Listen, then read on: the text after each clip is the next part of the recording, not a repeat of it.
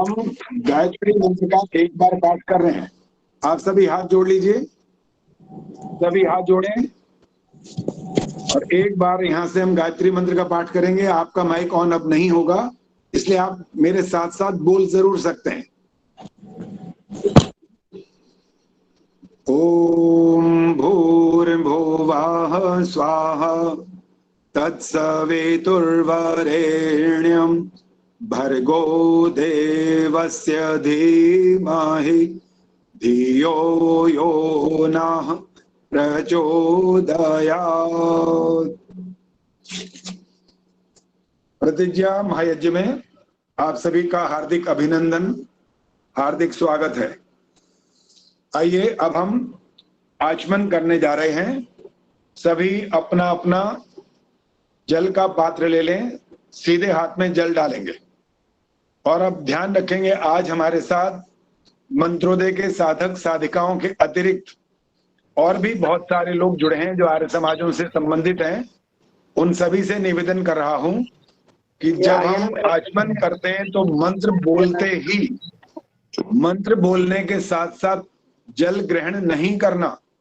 जब पूरा मंत्र समाप्त हो जाएगा तब आपको हाथ अपने होठों की ओर ले जाना है। ये ध्यान रखेंगे, इस बात का यही नियम होता है। तो आइए हम पहला मंत्र प्रारंभ कर रहे हैं। ओम अमृतोपस्तरणमसे स्वाहा। आप पी लीजिए। ओम अमृताभिधानमसे स्वाहा। दूसरी बार लीजिए, तीसरी बार। ओम सत्यम यशः श्रीर्मयि श्रीश्रताम स्वाहा। अब हस्त प्रक्षालन करें, सीधे हाथ को धो लीजिए केवल। अब बाएं हाथ में थोड़ा सा जल डालें।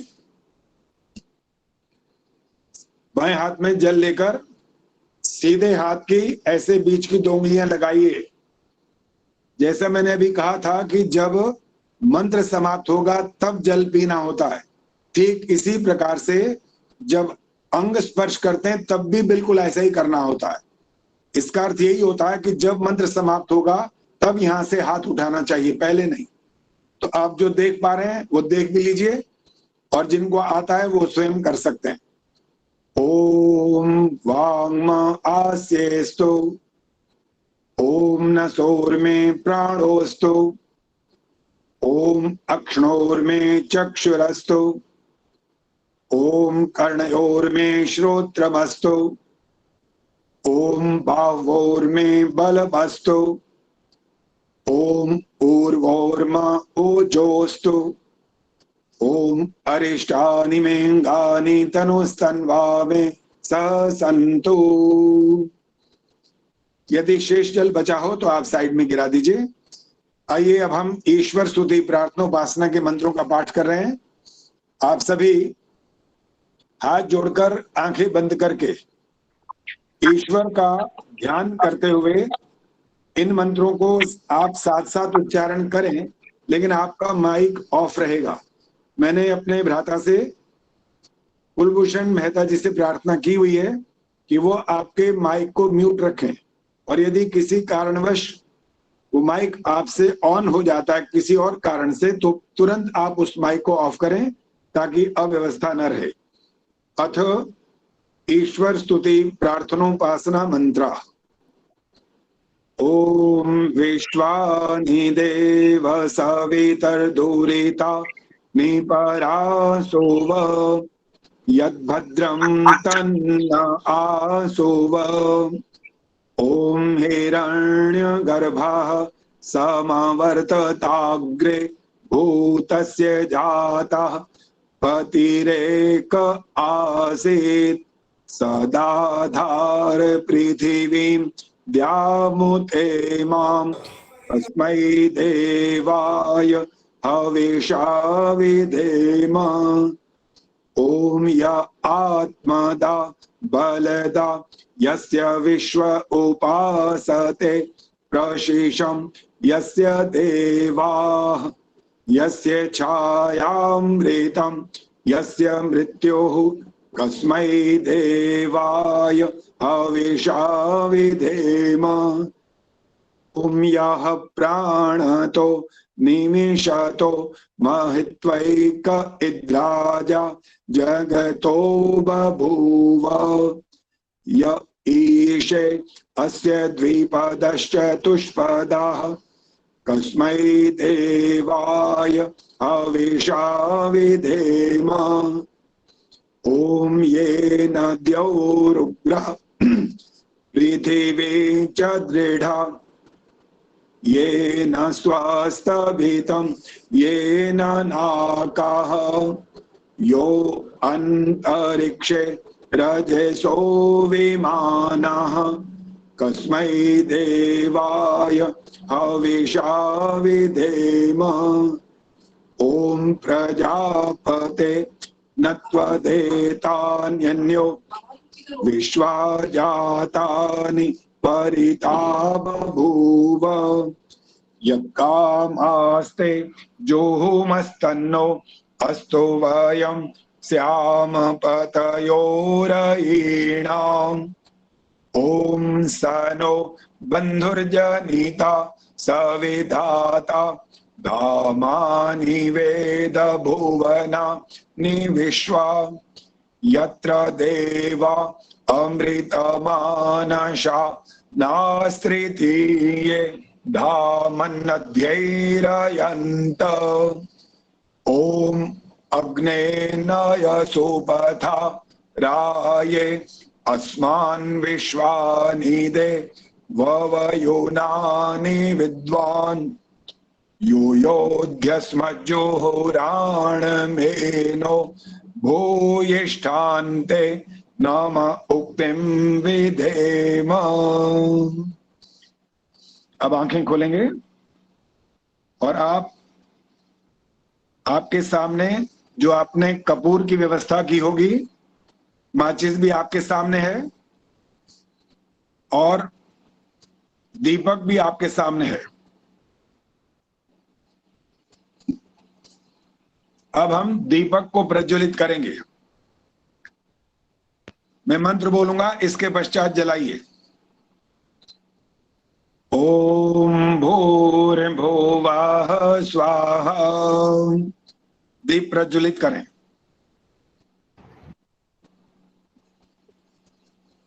अब कपूर में, जो चम्मच में कपूर रखा है आपने, उसको अपने हाथ में ले लीजिए और इस दीपक से उसको प्रज्वलित करें। जब मंत्र समाप्त होगा तब आप इस अग्नि को यजकुंड में स्थापित करें। ओम भूर्भुवः स्वर्द्यौ रीव भूम्ना पृथिवी ववरिम्णा तस्यास्ते पृथिवी देवयजनि पृष्ठेऽग्निमन्नादमन्ना द्यायादधे।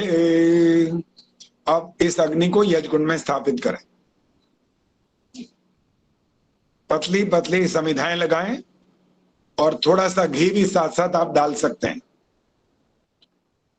ओम उद्बुद्ध्य स्वाग्ने प्रतिजागृहे त्वमिष्टापूर्ते संसृजे थामयञ्च अस्मिन् सधस्ते अध्युत्तरस्मिन् विश्वे देवा यजेमा नश्च सेदत। थोड़ा थोड़ा घी डालकर अग्नि को प्रज्वलित कर लें। एक समिधा को घी लगाकर अपने हाथ में रखें। जब मंत्र समाप्त होगा तब आप इस समिधा को इस हवन कुंड में चढ़ाएं। ओम अयंत इद्म आत्मा जातवे दस्तेने यस्वरधस्व चे धवर्धय चास्मान् प्रजया पशुभिर्ब्रह्म वर्चसे नान्ना येन समेधय स्वाहा। इदमग्नये जातवेदसे इदन्न मम। दूसरी समिधा लीजिए, घी लगा लीजिए इसे भी। ओम समिधाग्निं दोवस्यत घृतैर्बोधयता तिथिं आस्मिन् हव्या जुहोतन ओम सुसमिद्धायशो चेशेघ्रितं तीव्रं जुहोतन अग्नये जातवे दसे स्वाहा इदम अग्नये जातवेदसे इदं नमः। त्रिसी समिधा को घृत लगा करके हाथ में रखें और स्वाहा पर इसकी आहुति देंगे। ओम तन्त्वा समिद्भिरंगिरो घृतेन वर्धयामसे बृहच्छोचा यविष्ठ्य स्वाहा इदमग्नयंगिरसे इदं नमः। अब आप चम्मच से घृत की आहुति देंगे। 5 घृताहुति हैं। एक मंत्र को अब हम 5 बार पढ़ेंगे। साथ साथ आप समिधाएं भी लगाते जाएं ताकि आपकी अग्नि अच्छी प्रकार से प्रज्वलित हो जाए। ओम अयंत इद्म आत्मा जातवे दस्तेने यस्ववर्धस्व चे धवर्धय चास्मान् प्रजया पशुभिर्ब्रह्म वर्चसे नान्ना येन समेधय स्वाहा इदमग्नये जातवेदसे इदं नमः। ओम अयंत इद्म आत्मा जातवेदस्तेने यस्ववर्धस्व चे धवर्धय चास्मान् प्रजया पशुभिर्ब्रह्म वर्चसे नान्ना येन समेधय स्वाहा इदमग्नये जातवेदसे इदं नमः। ओम अयंत इद्म आत्मा जातवेदस्तेने यस्ववर्धस्व चे धवर्धय चास्मान् प्रजया पशुभिर्ब्रह्म वर्चसे नान्ना येन समेधय स्वाहा इदमग्नये जातवेदसे इदं नमः। ओम अयंत इद्म आत्मा जातवेदस्तेने यस्ववर्धस्व चे धवर्धय चास्मान् प्रजया पशुभिर्ब्रह्म वर्चसे नान्ना येन समेधय स्वाहा इदमग्नये जातवेदसे इदं नमः। ओम अयंत इद्म आत्मा जातवेदस्तेने यस्ववर्धस्व चे धवर्धय चास्मान् प्रजया पशुभिर्ब्रह्म वर्चसे नान्ना येन समेधय स्वाहा इदमग्नये जातवेदसे इदं नमः। अब हम जल प्रसेचन के मंत्रों का पाठ करने वाले हैं। सबसे पहले आपने पूर्व दिशा में जल डालना है। जो यजमान है दाएं हाथ से बाएं हाथ की तरफ जहां आपने दीपक रखा है उस तरफ आपको जल सिंचन ले जाना है। दाएं हाथ की तरफ से बाएं हाथ की तरफ। जब मंत्र समाप्त होगा तब आप जल डालेंगे, पहले ना डालें। ओम अदितेनु मन्यस्व डालिए पूर्व दिशा में। अब पश्चिम दिशा में इसी प्रकार से यजमान डालेंगे दाएं हाथ से बाएं हाथ की ओर। ओम अनुमतेनु मन्यस्व। अब उत्तर दिशा में जल डालेंगे बाएं हाथ से जहां पर दीपक रखा है उस ओर। ओम सरस्वत्यनु मन्यस्व। अब जल बिल्कुल न डालें, आराम से बैठें। जब पूरा मंत्र समाप्त होगा तब आप जहां दीपक रखा हुआ है वहां से जल डालना शुरू करेंगे और दाएं हाथ की ओर से घुमाते हुए सब दिशाओं से होते हुए फिर वहां आकर के जहां दीपक रखा है वहां समाप्त करेंगे। जिसका भाव यही होता है, हम ईश्वर से ये प्रार्थना करते हैं हम प्रकाश से और प्रकाश की ओर आगे बढ़ते रहें। अभी जल ना डालेंगे, ध्यान रखेंगे। ओम देव सविता प्रसोवयज्ञं प्रसोवयज्ञपतिं भगाय दिव्यो गंधर्वः के तपो के तन्नः पुनातो वाचस्पतिर्वा चन्नः स्वदतो। अब डालिए।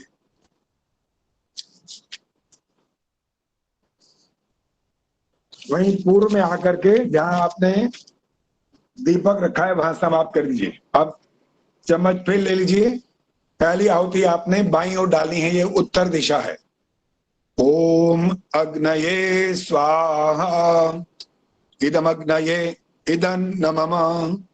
अब दूसरी आहुति है दाईं ओर दक्षिण दिशा में। ओम सोमाय स्वाहा इदं सोमाय इदं नमः। अब बीच में आहुतियां डालेंगे। ओम प्रजापतये स्वाहा इदं प्रजापतये इदं नमः। ओम इंद्राय स्वाहा इदम इंद्राय इदं नमः। अब सामग्री की आहुति भी प्रारंभ करेंगे। यदि आपके साथ कोई अन्य बैठे हैं तो वो सामग्री डालें, और यदि आप अकेले हवन कर रहे हैं तो आपको पहले घृत की आहुति डालनी है और फिर चम्मच को बाएं हाथ में पकड़ना है और सीधे हाथ से ही आपको सामग्री की आहुति भी डालनी है। अर्थात आप 2 आहुतियां डालेंगे। यदि आप अकेले हवन कर रहे हैं तो पहले घी की आहुति डालनी है, उसके पश्चात सामग्री की आहुति भी। प्रातःकालीन मंत्रों से आहुतियां। ओम सूर्यो ज्योतिर्ज्योतिः सूर्यः स्वाहा। ओम सूर्यो वर्चो ज्योतिर्वर्चः स्वाहा। ओम ज्योतिः सूर्यः सूर्यो ज्योतिः स्वाहा। ओम सजोर्देवेन सवित्रा सजोरुषसेन्द्रवत्या जोषाणः सूर्यो वेतो स्वाहा। ओम भूरग्नये प्राणाय स्वाहा इदमग्नये प्राणाय इदं नमः। ओम भुवर्वायवे अपानाय स्वाहा इदं वायवे अपानाय इदं नमः। ओम स्वरादित्याय व्यानाय स्वाहा इदमादित्याय व्यानाय इदं नमः। ओम भूर्भुवः स्वरग्निवायवादित्येभ्यः प्राणापानव्यानेभ्यः स्वाहा इदमग्निवायवादित्येभ्यः प्राणापानव्यानेभ्यः इदं नमः। ओम आपो ज्योति रसोमृतं ब्रह्म भूर्भुवः स्वरोम स्वाहा। ओम यां मेधां देवगणः पितरश्चोपासते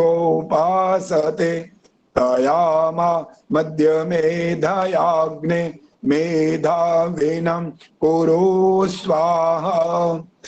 ओम विश्वानिधे वसवितर्दुरिता निपरासोव यद्भद्रं तन्न आसोव स्वाहा।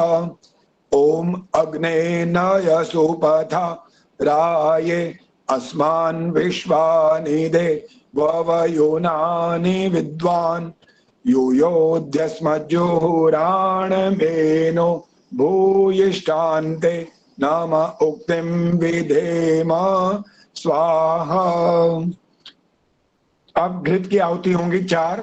उसी प्रकार से पहली आहुति बाईं ओर उत्तर दिशा में, दूसरी आहुति दक्षिण दिशा में, और उसके पश्चात 2 आहुतियां बीच में। ओम अग्नये स्वाहा इदम अग्नये इदं नमः। ओम सोमाय स्वाहा इदं सोमाय इदं नमः। ओम प्रजापतये स्वाहा इदं प्रजापतये इदं नमः। ओम इंद्राय स्वाहा इदम इंद्राय इदं नमः। अब आप सामग्री की आहुति भी प्रारंभ करें। सायंकालीन मंत्रों की अब आहुतियां होंगी। ओम अग्निर्ज्योतिर्ज्योतिरग्निः स्वाहा। ओम अग्निर्वर्चो ज्योतिर्वर्चः स्वाहा। ये मौन आहुति है। ओम अग्निर्ज्योतिर्ज्योतिरग्निः स्वाहा। ओम सजोर्देवे न सवित्रा सजोरात्रेन्द्रवत्या जोषाणो अग्निर्वेतो स्वाहा। ओम भूरग्नये प्राणाय स्वाहा। इदमग्नये प्राणाय इदन्नमम। ओम भुवर्वायवे अपानाय स्वाहा। इदं वायवे पानाय इदन्नमम। ओम स्वरादित्याय व्यानाय स्वाहा। इदमादित्याय व्यानाय इदन्नमम। ओम भूर्भुवः स्वरग्निवायव दित्येभ्यः प्राणापानव्यानेभ्यः स्वाहा।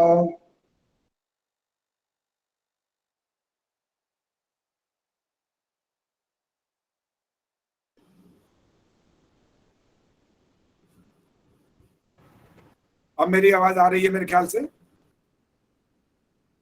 आ रही है। ओम आपो ज्योति रसोम रेतम ब्रह्मा भूर्भुवः स्वरोम स्वाहा। ओम यां मेधां देवगणा पितरश्चोपासते तायामा मध्यमेधयाग्ने मेधा वीनं कुरु स्वाहा। ओम विश्वानि देव सवितर्दुरिता निपरासुव यद्भद्रं तन्न आसुव स्वाहा। ओम अग्नेनाय सुपधाराय अस्मान् विश्वानि देववयोनानि विद्वान् यो योध्यस्मज्जुहुराणमेनो भूशान्ते नाम उक्तिं विधेम स्वाहा। जैसा कि मैंने प्रारंभ में कहा था कि पूर्णाहुति हम जब करेंगे तो उसकी सूचना आपको दी जाएगी। ये अभी कहीं पर माइक ऑन है, कृपया माइक ऑफ करें। और कुलभूषण जी से प्रार्थना है कि आप जिनका मैं कहूंगा केवल आप उनको माइक ऑन रखें और केवल मेरा माइक। तो अब हम महामृत्युंजय मंत्र इसकी आहुतियां देने वाले हैं। सबसे पहले प्रेम हंस जी से निवेदन है, प्रेम हंस जी कृपा करके अपना माइक ऑन करें और आप 5 मंत्रों का पाठ करें। प्रेम हंस जी, प्रेम हंस जी अभी मेरे ख्याल से सामने उपस्थित नहीं है। पद्मा चावला जी यदि सुन रही हैं आवाज तो पद्मा चावला जी आप प्रारंभ कर दें। महामृत्युंजय मंत्र 5 आहुतियां। ओम त्र्यंबकं यजामहे सुगंधिं पुष्टिवर्धनम् आरुकमिव बन्धनान् मृत्योर्मुक्षीयमामृतात् स्वाहा। पद्मा जी थोड़ा स्पीड और तेज कर दीजिए, थोड़ा और जल्दी से बोलेंगे। ओम त्र्यंबकं यजामहे सुगंधिं पुष्टिवर्धनम् उर्वारुकमिव बन्धनान् मृत्योर्मुक्षीयमामृतात् स्वाहा। ओम त्र्यंबकं यजामहे सुगंधिं पुष्टिवर्धनम् उर्वारुकमिव बन्धनान् मृत्योर्मुक्षीयमामृतात् स्वाहा। ओम त्र्यंबकं यजामहे सुगंधिं पुष्टिवर्धनम् उर्वारुकमिव बन्धनान् मृत्योर्मुक्षीयमामृतात् स्वाहा। ओम त्र्यंबकं यजामहे सुगंधिं पुष्टिवर्धनम् उर्वारुकमिव बन्धनान् मृत्योर्मुक्षीयमामृतात् स्वाहा। राम अवतार गोयल जी कृपा करके आप 5 मंत्रों का पाठ करें और इनके पश्चात स्वराज गुप्ता जी आप मंत्र बोलेंगे। प्रारंभ करिए। कौन सा मंत्र बोला आचार्य जी, समझ नहीं पाई मैं। महामृत्युंजय मंत्र बोलना है। राम अवतार जी पहले बोलेंगे, इनके पश्चात आप बोलिए। जी।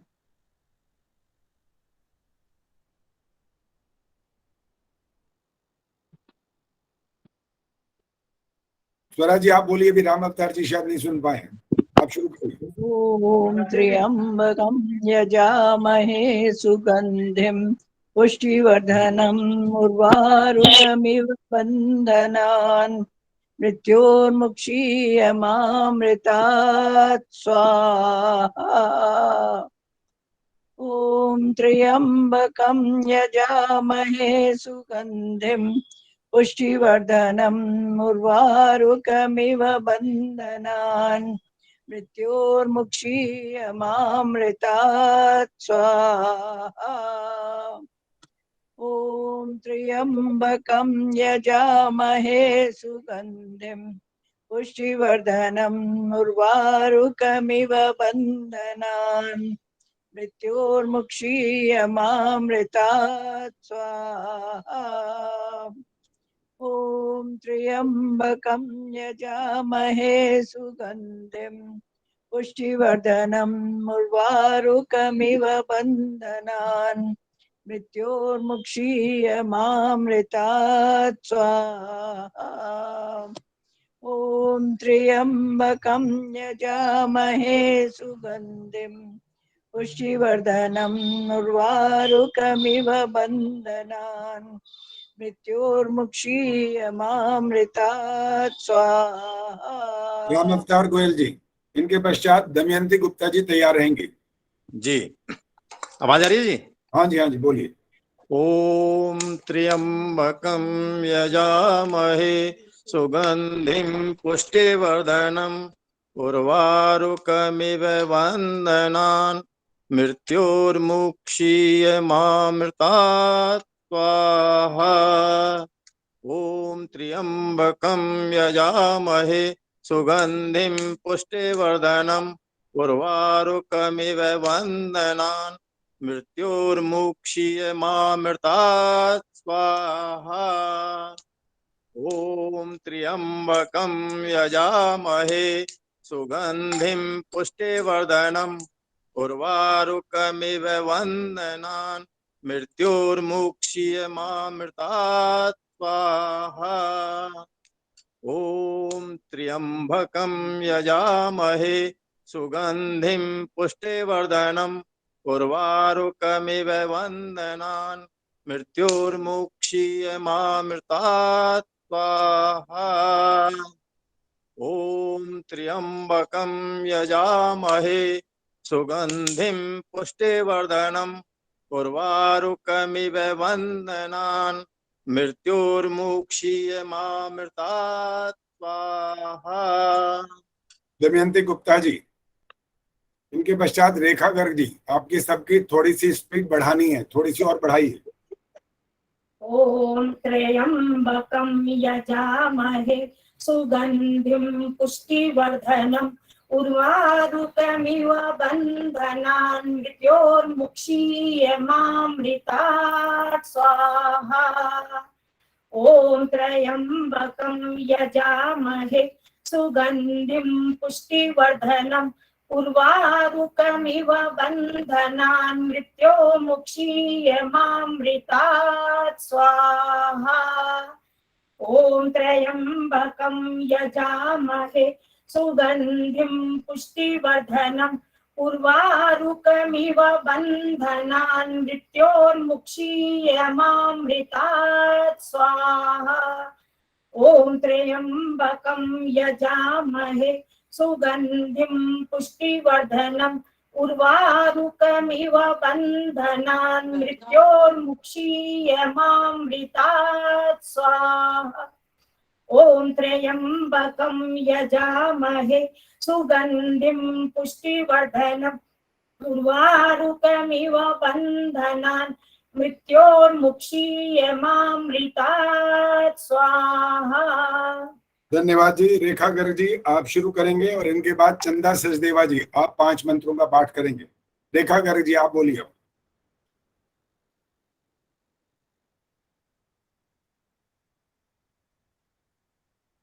चंदा सचदेवा जी आप बोलिए तब तक। ओम त्र्यंबकम यजामहे बोलिए बोलिए रेखा जी। त्र्यंबकं यजामहे सुगंधिं पुष्टिवर्धनम् उर्वारुकमिव बन्धनान् मृत्योर्मुक्षीयमामृता स्वाहा। ॐ त्र्यंबकं यजामहे सुगंधिं पुष्टिवर्धनम् उर्वारुकमिव बन्धनान् मृत्युर्मोक्षीयमामृता स्वाहा। ॐ त्र्यंबकं यजामहे सुगंधिं पुष्टिवर्धनम् उर्वारुकमिव मृत्युर्मुक्षीयमामृतात् स्वाहा।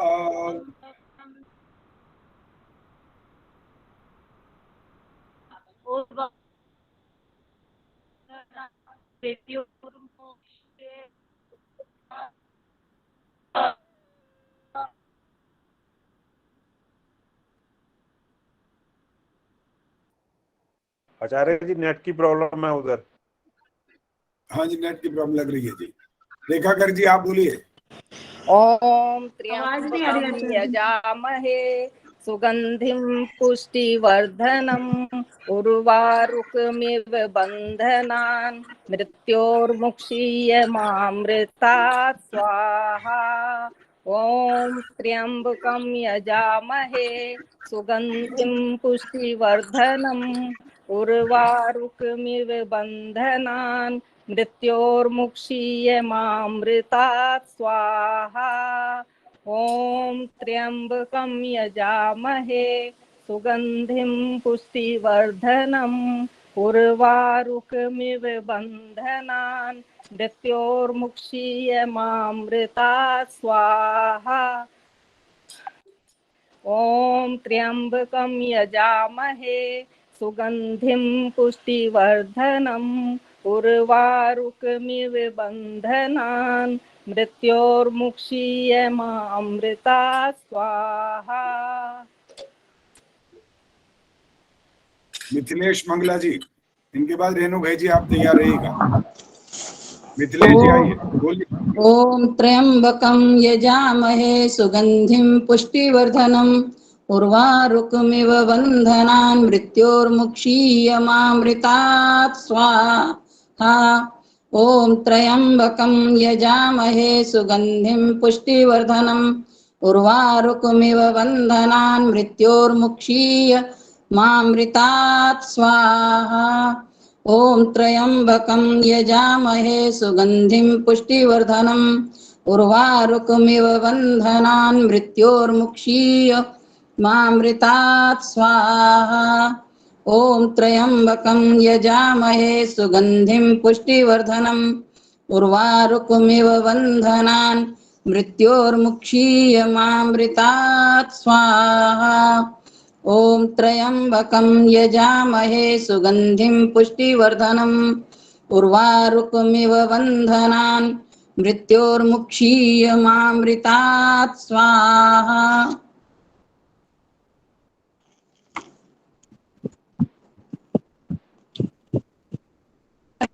आचार्य जी आपकी आवाज नहीं आ रही। आपका म्यूट था। आचार्य आप बोलिए और इनके बाद उर्मिला आर्या जी बोलेंगे। ओम त्र्यंबकं यजामहे सुगंधिं पुष्टिवर्धनम् उर्वारुकमिव बन्धनान् मृत्योर्मुक्षीयमामृतात् स्वाहा। ओम त्र्यंबकं यजामहे सुगंधिं पुष्टिवर्धनम् उर्वारुकमिव बन्धनान् मृत्योर्मुक्षीयमामृतात् स्वाहा। ओम त्र्यंबकं यजामहे सुगंधिं पुष्टिवर्धनम् उर्वारुकमिव बन्धनान् मृत्योर्मुक्षीयमामृतात् स्वाहा। ओम त्र्यंबकं यजामहे सुगंधिं पुष्टिवर्धनम् उर्वारुकमिव बन्धनान् मृत्योर्मुक्षीयमामृतात् स्वाहा। ॐ त्र्यम्बकं यजामहे सुगन्धिं पुष्टिवर्धनम् उर्वारुक्मिव बन्धनान् मृत्योर्मुक्षीयमामृतात् स्वाहा। उर्मिल आर्या जी, इनके बाद उर्मिल शर्मा जी बोलेंगी। पहले उर्मिल आर्या जी आइए। ॐ त्र्यम्बकं यजामहे सुगन्धिं पुष्टिवर्धनम् उर्वारुकमिव बन्धनान् मृत्योर्मुक्षीयमामृतात् स्वाहा। ॐ त्र्यम्बकं यजामहे सुगन्धिं पुष्टिवर्धनम् उर्वारुकमिव बन्धनान् मृत्योर्मुक्षीयमामृतात् स्वाहा। ॐ त्र्यम्बकं यजामहे सुगन्धिं पुष्टिवर्धनम् उर्वारुकमिव बन्धनान् मृत्योर्मुक्षीयमामृतात् स्वाहा। ॐ त्र्यम्बकं यजामहे सुगन्धिं पुष्टिवर्धनम् उर्वारुकमिव बन्धनान् मृत्योर्मुक्षीयमामृतात् स्वाहा।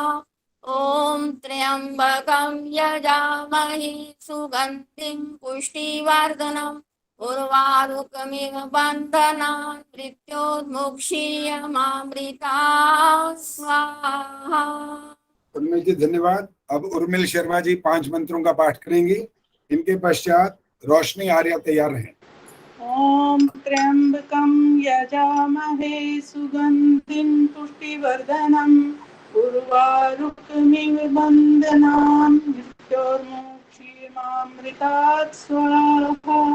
ॐ त्र्यम्बकं यजामहे सुगन्धिं पुष्टिवर्धनम् उर्वारुकमिव बन्धनान् मृत्योर्मुक्षीयमामृतात् स्वाहा। ॐ त्र्यम्बकं यजामहे सुगन्धिं पुष्टिवर्धनम् उर्वारुकमिव बन्धनान् मृत्योर्मुक्षीयमामृतात् स्वाहा। ॐ त्र्यम्बकं यजामहे सुगन्धिं पुष्टिवर्धनम् उर्वारुकमिव बन्धनान् मृत्योर्मुक्षीयमामृतात् स्वाहा। ॐ त्र्यम्बकं यजामहे सुगन्धिं पुष्टिवर्धनम् उर्वारुकमिव बन्धनान् मृत्योर्मुक्षीयमामृतात् स्वाहा। धन्यवाद उर्मिल जी। रोशनी शर्मा जी अब आप बोलिए। इनके बाद किरण शर्मा तैयार रहेंगे। ॐ त्र्यम्बकं यजामहे सुगन्धिं पुष्टिवर्धनम् उर्वारुकमिव बन्धनान्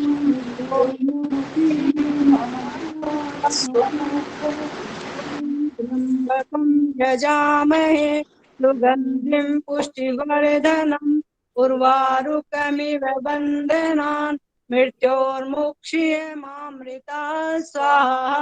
ॐ त्र्यम्बकं यजामहे सुगन्धिं पुष्टिवर्धनम् उर्वारुकमिव बन्धनान् मृत्योर्मुक्षीयमामृतात् स्वाहा। ॐ त्र्यम्बकं यजामहे सुगन्धिं पुष्टिवर्धनम् उर्वारुकमिव बन्धनान् मृत्योर्मुक्षीयमामृतात् स्वाहा। ॐ त्र्यम्बकं यजामहे सुगन्धिं पुष्टिवर्धनम् उर्वारुकमिव बन्धनान् मृत्योर्मुक्षीयमामृतात् स्वाहा। धन्यवाद। किरण शर्मा जी अब आप बोलिए और इनके बाद संतोष नंदवानी जी तैयार हैं।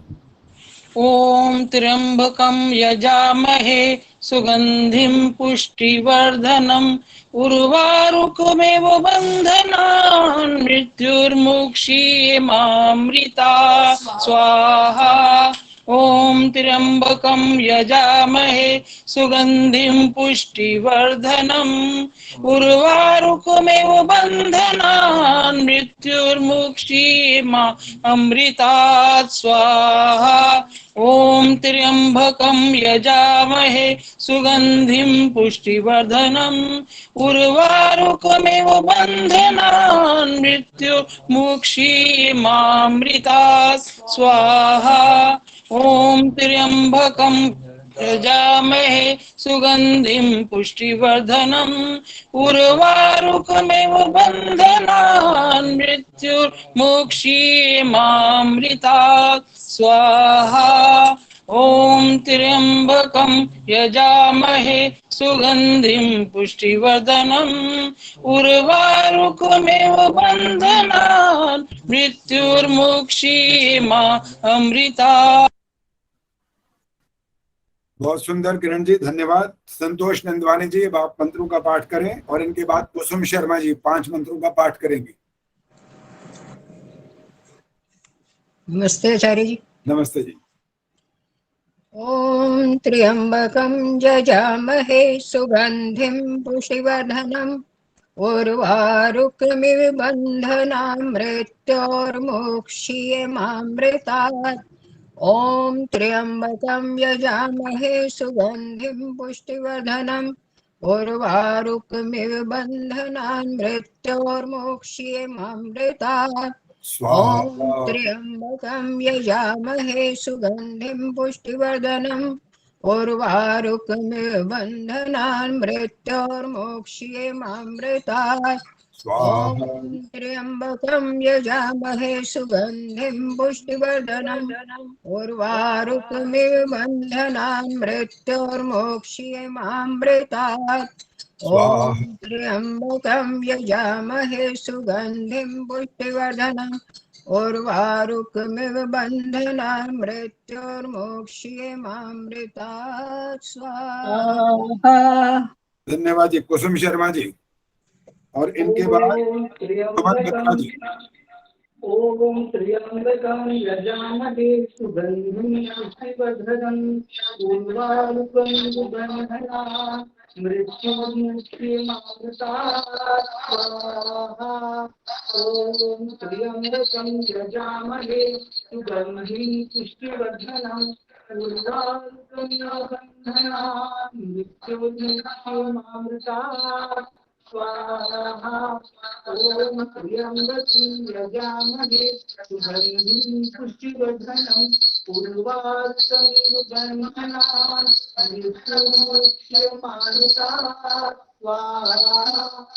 ओम त्र्यम्बकं यजामहे सुगन्धिं पुष्टिवर्धनम् उर्वारुकमिव बन्धनान् मृत्योर्मोक्षीयमामृतात् स्वाहा। ओम त्र्यम्बकं यजामहे सुगन्धिं पुष्टिवर्धनम् उर्वारुकमिव बन्धनान् मृत्योर्मोक्षीयमामृतात् स्वाहा। धन्यवाद जी। सुमन बत्रा जी आप प्रारंभ करें 5 मंत्रों का पाठ। इनके पश्चात प्रेम हंस जी।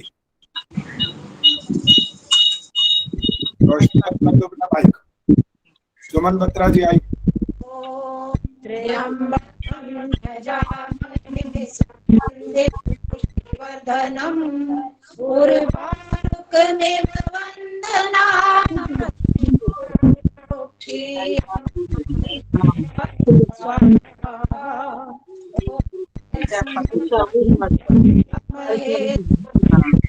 पुष्टिवर्धनम् उर्वारुक। रोशनी माइक बंद कर दीजिए। यजामहे सुगन्धिं पुष्टिवर्धनम् उर्वारुकमिव बन्धनात् मृत्योर्मोक्षीयमामृतात् स्वाहा।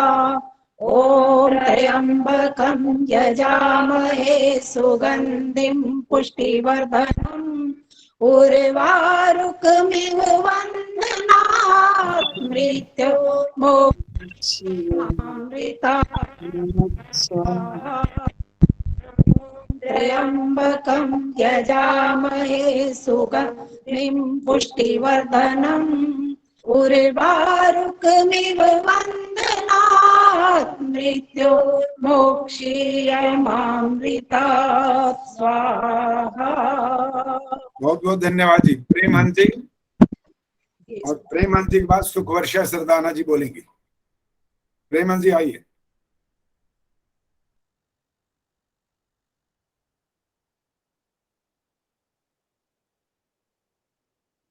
सुवर्षा जी आप शुरू करें।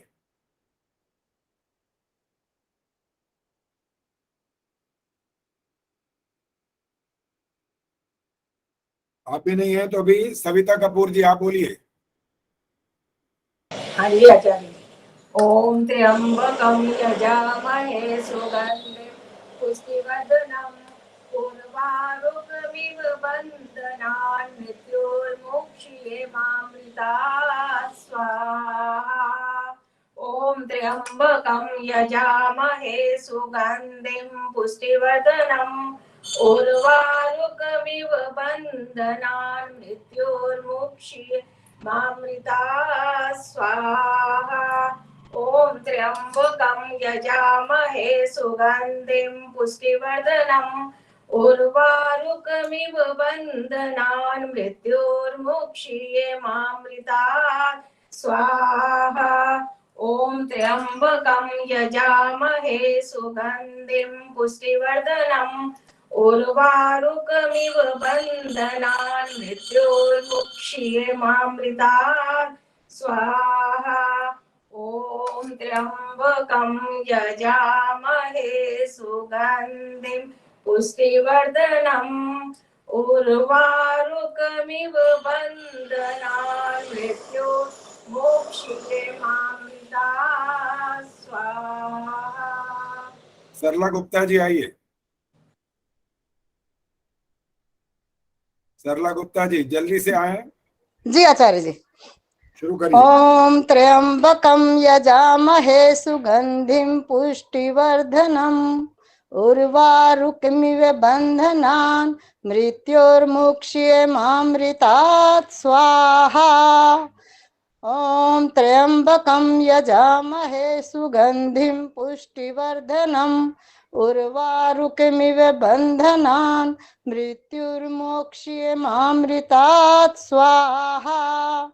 ओम त्र्यंबकं यजामहे सुगंधिं पुष्टिवर्धनम् उर्वारुकमिव बन्धनान् मृत्योर्मुक्षीयमामृतात् स्वाहा। ओम त्र्यंबकं यजामहे सुगंधिं पुष्टिवर्धनम् उर्वारुकमिव बन्धनान् मृत्योर्मुक्षीयमामृतात् स्वाहा। ओम त्र्यंबकं यजामहे सुगंधिं पुष्टिवर्धनम् उर्वारुकमिव बन्धनान् मृत्योर्मुक्षीयमामृतात् स्वाहा। धन्यवाद सरला जी। अंजू चौधरी, डॉक्टर अंजू चौधरी जी आइए। इनके बाद प्रेम हंस जी तैयार रहेंगे। आचार्य जी मैं भी बोल सकती हूँ। ओम त्र्यंबकं यजामहे सुगंधिं पुष्टिवर्धनम् उर्वारुकमिव बन्धनान् मृत्योर्मुक्षीयमामृतात् स्वाहा। ओम त्र्यंबकं यजामहे सुगंधिं पुष्टिवर्धनम् उर्वारुकमिव बन्धनान् मृत्योर्मुक्षीयमामृतात् कपड़ा ले ला रसोई वाला। ओम सरला जी भाई बंद करो। महे सुगंधिं पुष्टिवर्धनम् उर्वारुकमिव बन्धनादितो मुक्षीयमामृतात् स्वाहा। ओम त्र्यंबकं यजामहे सुगंधिं पुष्टिवर्धनम् उर्वारुकमिव बन्धनादितो मुक्षीयमामृतात् स्वाहा। ओम त्र्यंबकं यजामहे सुगंधिं पुष्टिवर्धनम् उर्वारुकमिव बन्धनादितो मुक्षीयमामृतात् स्वाहा। धन्यवाद जी। प्रेम हंस जी आप आए। प्रेम हंस जी आइए। चंद्र अरोड़ा जी आप बोलिए जब तक।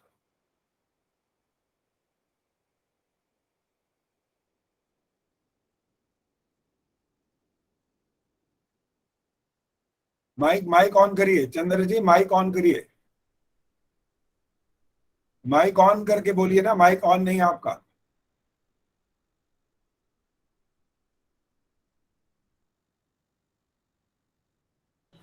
मैं बोलूं कमला हंस जब तक। हाँ कमला जी बोलो, जल्दी बोलो, शुरू करिए, समय बहुत आगे जा रहा है।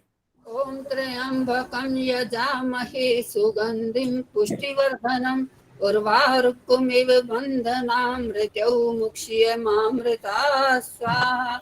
ओम त्र्यंबकं यजामहे सुगंधिं पुष्टिवर्धनम् उर्वारुकमिव बन्धनामृत्यौ मुक्ष्यमामृता स्वाहा। ओम त्र्यंबकं यजामहे सुगंधिं पुष्टिवर्धनम् उर्वारुकमिव बन्धनामृत्यौ मुक्ष्यमामृता स्वाहा। ओम त्र्यंबकं यजामहे सुगंधिं पुष्टिवर्धनम् उर्वारुकमिव बन्धनामृत्यौ मुक्ष्यमामृता स्वाहा। ओम त्र्यंबकं यजामहे सुगंधिं पुष्टिवर्धनम् उर्वारुकमिव बन्धनामृत्यौ मुक्ष्यमामृता स्वाहा। मैं बोलूँ आचार्य जी, मैं बोलूँ? प्रेमांश जी बोलिए, प्रेमांश जी। ओम त्र्यंबकं यजामहे सुगंधिं पुष्टिवर्धनम् उर्वारुकमिव बन्धनान् मृत्योर्मुक्षीयमामृतात् स्वाहा। ओम अमृतम् ओम त्र्यंबकं यजामहे सुगंधिं पुष्टिवर्धनम् उर्वारुकमिव बन्धनान् मृत्योर्मुक्षीयमामृतात् स्वाहा। ओम त्र्यंबकं यजामहे सुगंधिं पुष्टिवर्धनम् उर्वारुकमिव बन्धनान् मृत्योर्मुक्षीयमामृतात् स्वाहा। ओम त्र्यंबकं यजामहे सुगंधिं पुष्टिवर्धनम् उर्वारुकमिव बन्धनान् मृत्योर्मुक्षीयमामृतात् स्वाहा। ओम अमृतम् ओम त्र्यंबकं यजामहे सुगंधिं पुष्टिवर्धनम् उर्वारुकमिव बन्धनान् मृत्योर्मुक्षीयमामृतात् स्वाहा। धन्यवाद जी। ओम त्र्यंबकं यजामहे सुगंधिं पुष्टिवर्धनम् उर्वारुकमिव बन्धनान् मृत्योर्मुक्षीयमामृतात् स्वाहा। ओम त्र्यंबकं यजामहे सुगंधिं पुष्टिवर्धनम् उर्वारुकमिव बन्धनान् मृत्योर्मुक्षीयमामृतात् स्वाहा। ओम त्र्यंबकं यजामहे सुगंधिं पुष्टिवर्धनम् उर्वारुकमिव बन्धनान् मृत्योर्मुक्षीयमामृतात् स्वाहा।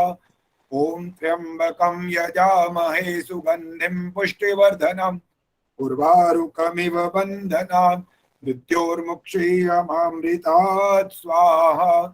ओम त्र्यंबकं यजामहे सुगंधिं पुष्टिवर्धनम् उर्वारुकमिव बन्धनान् मृत्योर्मुक्षीयमामृतात् स्वाहा। ओम त्र्यंबकं यजामहे सुगंधिं पुष्टिवर्धनम् उर्वारुकमिव बन्धनान् मृत्योर्मुक्षीयमामृतात् स्वाहा। ओम त्र्यंबकं यजामहे सुगंधिं पुष्टिवर्धनम् उर्वारुकमिव बन्धनान् मृत्योर्मुक्षीयमामृतात् स्वाहा। अभी हमने महामृत्युंजय मंत्र से 108 आहुतियां डाली हैं और हम सभी जानते हैं कि इस महामंत्र को, महामृत्युंजय मंत्र को हम उस मंत्र के नाम से जानते हैं जिसमें हम अपने जीवन को अच्छी प्रकार से पूरी आयु, पूर्ण आयु को जी करके संसार से विदा लें। इतना समय नहीं है कि मैं और अच्छे ढंग से इसकी व्याख्या करूं, इसलिए मैं अपनी बहन सुषमा बुद्धि राजा जी से प्रार्थना करूंगा कि भजन की 2-4 पंक्तियां कहेंगी और जो आज हमारा प्रतिज्ञा महायज्ञ है, इस संबंध में जो प्रतिज्ञा के वो शब्द बोलेंगी वो आप सब की ओर से होंगे। तो आइए मैं बहन जी को आमंत्रित करता हूं सुषमा बुद्धिराजा जी आइए। धन्यवाद। सादर नमस्ते जी। हम सब मिलकर आए दाता तेरे दरबार, भर दो झोली सबकी तेरे पूर्ण भंडार। तू है दुनिया दा वाली करदा सब दी रखवाली, हम है रंग रंग के पौधे तुम हो, हम सबके माली। पथिक बगीचा है ये तेरा सुंदर संसार, हम सब मिलकर आए दाता तेरे दरबार, भर दो झोली सबकी तेरे पूर्ण भंडार। आदरणीय स्वामी विवेकानंद परिव्राजक जी, आचार्य विजय भूषण जी, डॉक्टर सुषमा आर्य जी, मातृशक्ति एवं आर्य बंधुओं, आप सभी को मेरी सादर नमस्ते। जैसा कि आप सभी को ज्ञात है कि हम आज मंत्रोदय का वार्षिक कार्यक्रम उत्साह पूर्वक हम मना रहे हैं। आप सभी साधक इस महायज्ञ के नामकरण का आशय समझ चुके होंगे। प्रतिज्ञा महायज्ञ अर्थात इस अवसर पर सभी यजमानों एवं कार्यक्रम में शामिल होने वाले सभी ने प्रतिज्ञा करनी है।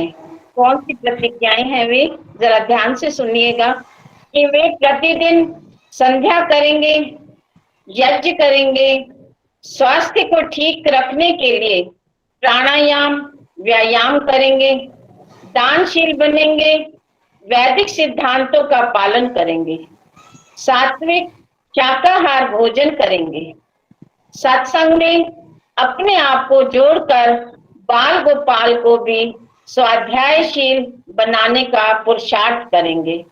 अंतिम प्रतिज्ञा महर्षि दयानंद जी के वैदिक संदेश को घर घर पहुंचाना है और स्वयं भी उनके सिद्धांतों को अपनाना है। यज्ञ की पूर्ण आहुति पर हम सभी ये संकल्प करें। धन्यवाद आचार्य जी आपका। आप पूर्ण आहुति प्रति आगे। बहुत धन्यवाद सुषमा जी, आपने सबकी ओर से ये प्रतिज्ञा के जो शब्द बोले हैं, मैं आशा करता हूं कि हम इतने दिनों से, लगभग 1 वर्ष हमारे को आज पूरा हो गया, हम बहुत कुछ सुन रहे हैं, वैदिक सिद्धांतों को सुन रहे हैं, वैदिक शंका की जो आपके अंदर शंकाएं होती हैं उनका समाधान सुन रहे हैं, शुद्ध मंत्रोच्चारण सीख रहे हैं और साथ साथ गायन विद्या भी सीख रहे हैं, उसमें प्रतियोगिताएं कर रहे हैं, लिखित रूप से भी मंत्रों को हम लिख रहे हैं, जबानी रूप से भी सुना रहे हैं और इतना शुद्ध उच्चारण आप कर रहे हैं। आप सभी सौभाग्य के पात्र हैं। अपनी आत्मा की उन्नति के लिए हम सब प्रयत्नशील हैं। तो आइए सब अभी पूर्णाहुति से पूर्व हाथ जोड़िए और जिस मंत्र का मैं पाठ करूंगा इसके पश्चात अंत में स्वाहा कहूंगा। ये हम परमात्मा से ये प्रार्थना कर रहे हैं इस मंत्र में, हे अग्नि व्रतपते, हे परमात्मन आप व्रतों के स्वामी हैं, हम आपके सामने संकल्पबद्ध हो रहे हैं, प्रार्थना कर रहे हैं कि आप अपने व्रतों को जैसे पूर्ण करते इसी प्रकार से आप हमें भी शक्ति दो, हमारी आत्मा में बल दो कि इन प्रतिज्ञाओं को जो हम कर रहे हैं उनको हम पूर्ण कर सकें। हाथ जोड़ लीजिए और जब स्वाहा कहेंगे तो आप अपने हाथ से आहुति डालिए। ओम अग्ने व्रतपते व्रतम चरिष्यामि तच्छकेयं तन्मे राध्यताम् इदमहम् अनृतात् सत्यमुपैमि स्वाहा। जो आपने आज भात बना रखा है, मिष्ठान की आहुति उसी से हम देंगे। यदस्य कर्मों की आहुति है, भात ले लीजिए चम्मच में और आपके साथ जो बैठे हैं उनको भी दे दीजिए। ओम यदस्य कर्मणोत्यरीरिचं यद्वान्यो नमिहाकरम् अग्निष्टत् स्वेष्टकृद्विद्यात् सर्वं स्वेष्टं सोहुतं करोतु मे अग्नये स्वेष्टकृते सोहुताहुते सर्वप्रायश्चित्ताहुतीनां कामानां समर्धयित्रे सर्वान्नः कामान् समर्धय स्वाहा इदमग्नये स्विष्टकृते इदन्न मम। अब ये केवल घी की आहुति है, मौन आहुति। ओम स्वाहा इदं प्रजापतये इदन्न मम। अब पूर्णाहुति है, हम घृत से पूर्णाहुति करेंगे। ओम सर्वं वै पूर्णं स्वाहा।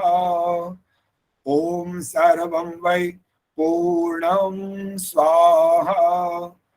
ओम सर्वं वै पूर्णं स्वाहा। आप सबके पुरुषार्थ से, सबके सहयोग से, परमात्मा की कृपा से, बड़ों के आशीर्वाद से इस यज्ञ को आपने संपन्न किया है। जो आपके हाथ में जो चम्मच है या सामग्री है, सब आप हाथ अपने साफ कर लें। जो जल का लोटा आपके पास है उसे अपने हाथ में पकड़ें, बाएं हाथ में, और सीधे हाथ को उसमें डुबो लें। अब यहां से आशीर्वाद की प्रक्रिया होगी। आप लोग इस मंत्र के बाद अपने ऊपर और अपने आसपास जो बैठे हैं उन पर जल की वृष्टि करेंगे। ओम सत्याः सन्तो यजमानस्य कामाः। ओम सबलाः सन्तो यजमानस्य कामः। ओम पूर्णाः सन्तो यजमानस्य कामः। हे यजमान, आप सभी सपरिवार बड़ी आयु वाले, विद्या वाले, बल वाले, यशस्वी, पुरुषार्थी, प्रतापी, परोपकारी, दानशील हो वो। अब मैं मंत्र पाठ कर रहा हूं, आप जल छिड़क दीजिए। ओम स्वस्ति न इंद्रो वृद्धश्रवाः स्वस्ति नः पूषा विश्ववेदाः स्वस्ति नस्तार्क्ष्यो अरिष्टनेमि स्वस्ति नो बृहस्पतिर्दधातु। ओम स्वस्ति, ओम स्वस्ति, ओम स्वस्ति। अब आप बहुत शांत भाव से सीधे होकर के अपने अपने स्थान पर बैठ जाएं। हमारा ये सौभाग्य है कि हमारे बीच में पूज्य स्वामी विवेकानंद जी परिव्राजक पधार चुके हैं। बहुत देर से इस यज्ञ के कार्यक्रम को देख रहे हैं। आप सबकी श्रद्धा की भावना को भी उन्होंने देखा है। सबने बड़ी श्रद्धा से इस यज्ञ को संपन्न किया। इसके लिए आप सभी साधुवाद के पात्र हैं। मैं पूज्य स्वामी जी से अब निवेदन कर रहा हूं कि लगभग 30 मिनट के आसपास वो हमारा मार्गदर्शन करेंगे। पूज्य स्वामी विवेकानंद जी परिव्राजक। उपस्थित विद्वद्गण, धर्म प्रेमी सज्जनों, माताओं और बहनों, मेरी ओर से आप सबको सादर नमस्ते। आपने बड़ी श्रद्धा से यज्ञ का कार्यक्रम संपन्न किया। सबसे पहले मैं एक भ्रांति को दूर करना चाहता हूं। मुझे ऐसा लगता है जिस मंत्र से आपने 108 बार आहुतियां दी हैं, ओम त्र्यंबकम यजामहे, इस मंत्र से इसका जो अर्थ है उसे समझने में बहुत से लोग भूल करते हैं और इसका जो प्रयोग करते हैं वो इस भाव से करते हैं कि जब कोई व्यक्ति रोगी हो जाता है, कभी अधिक रोगी हो जाता है,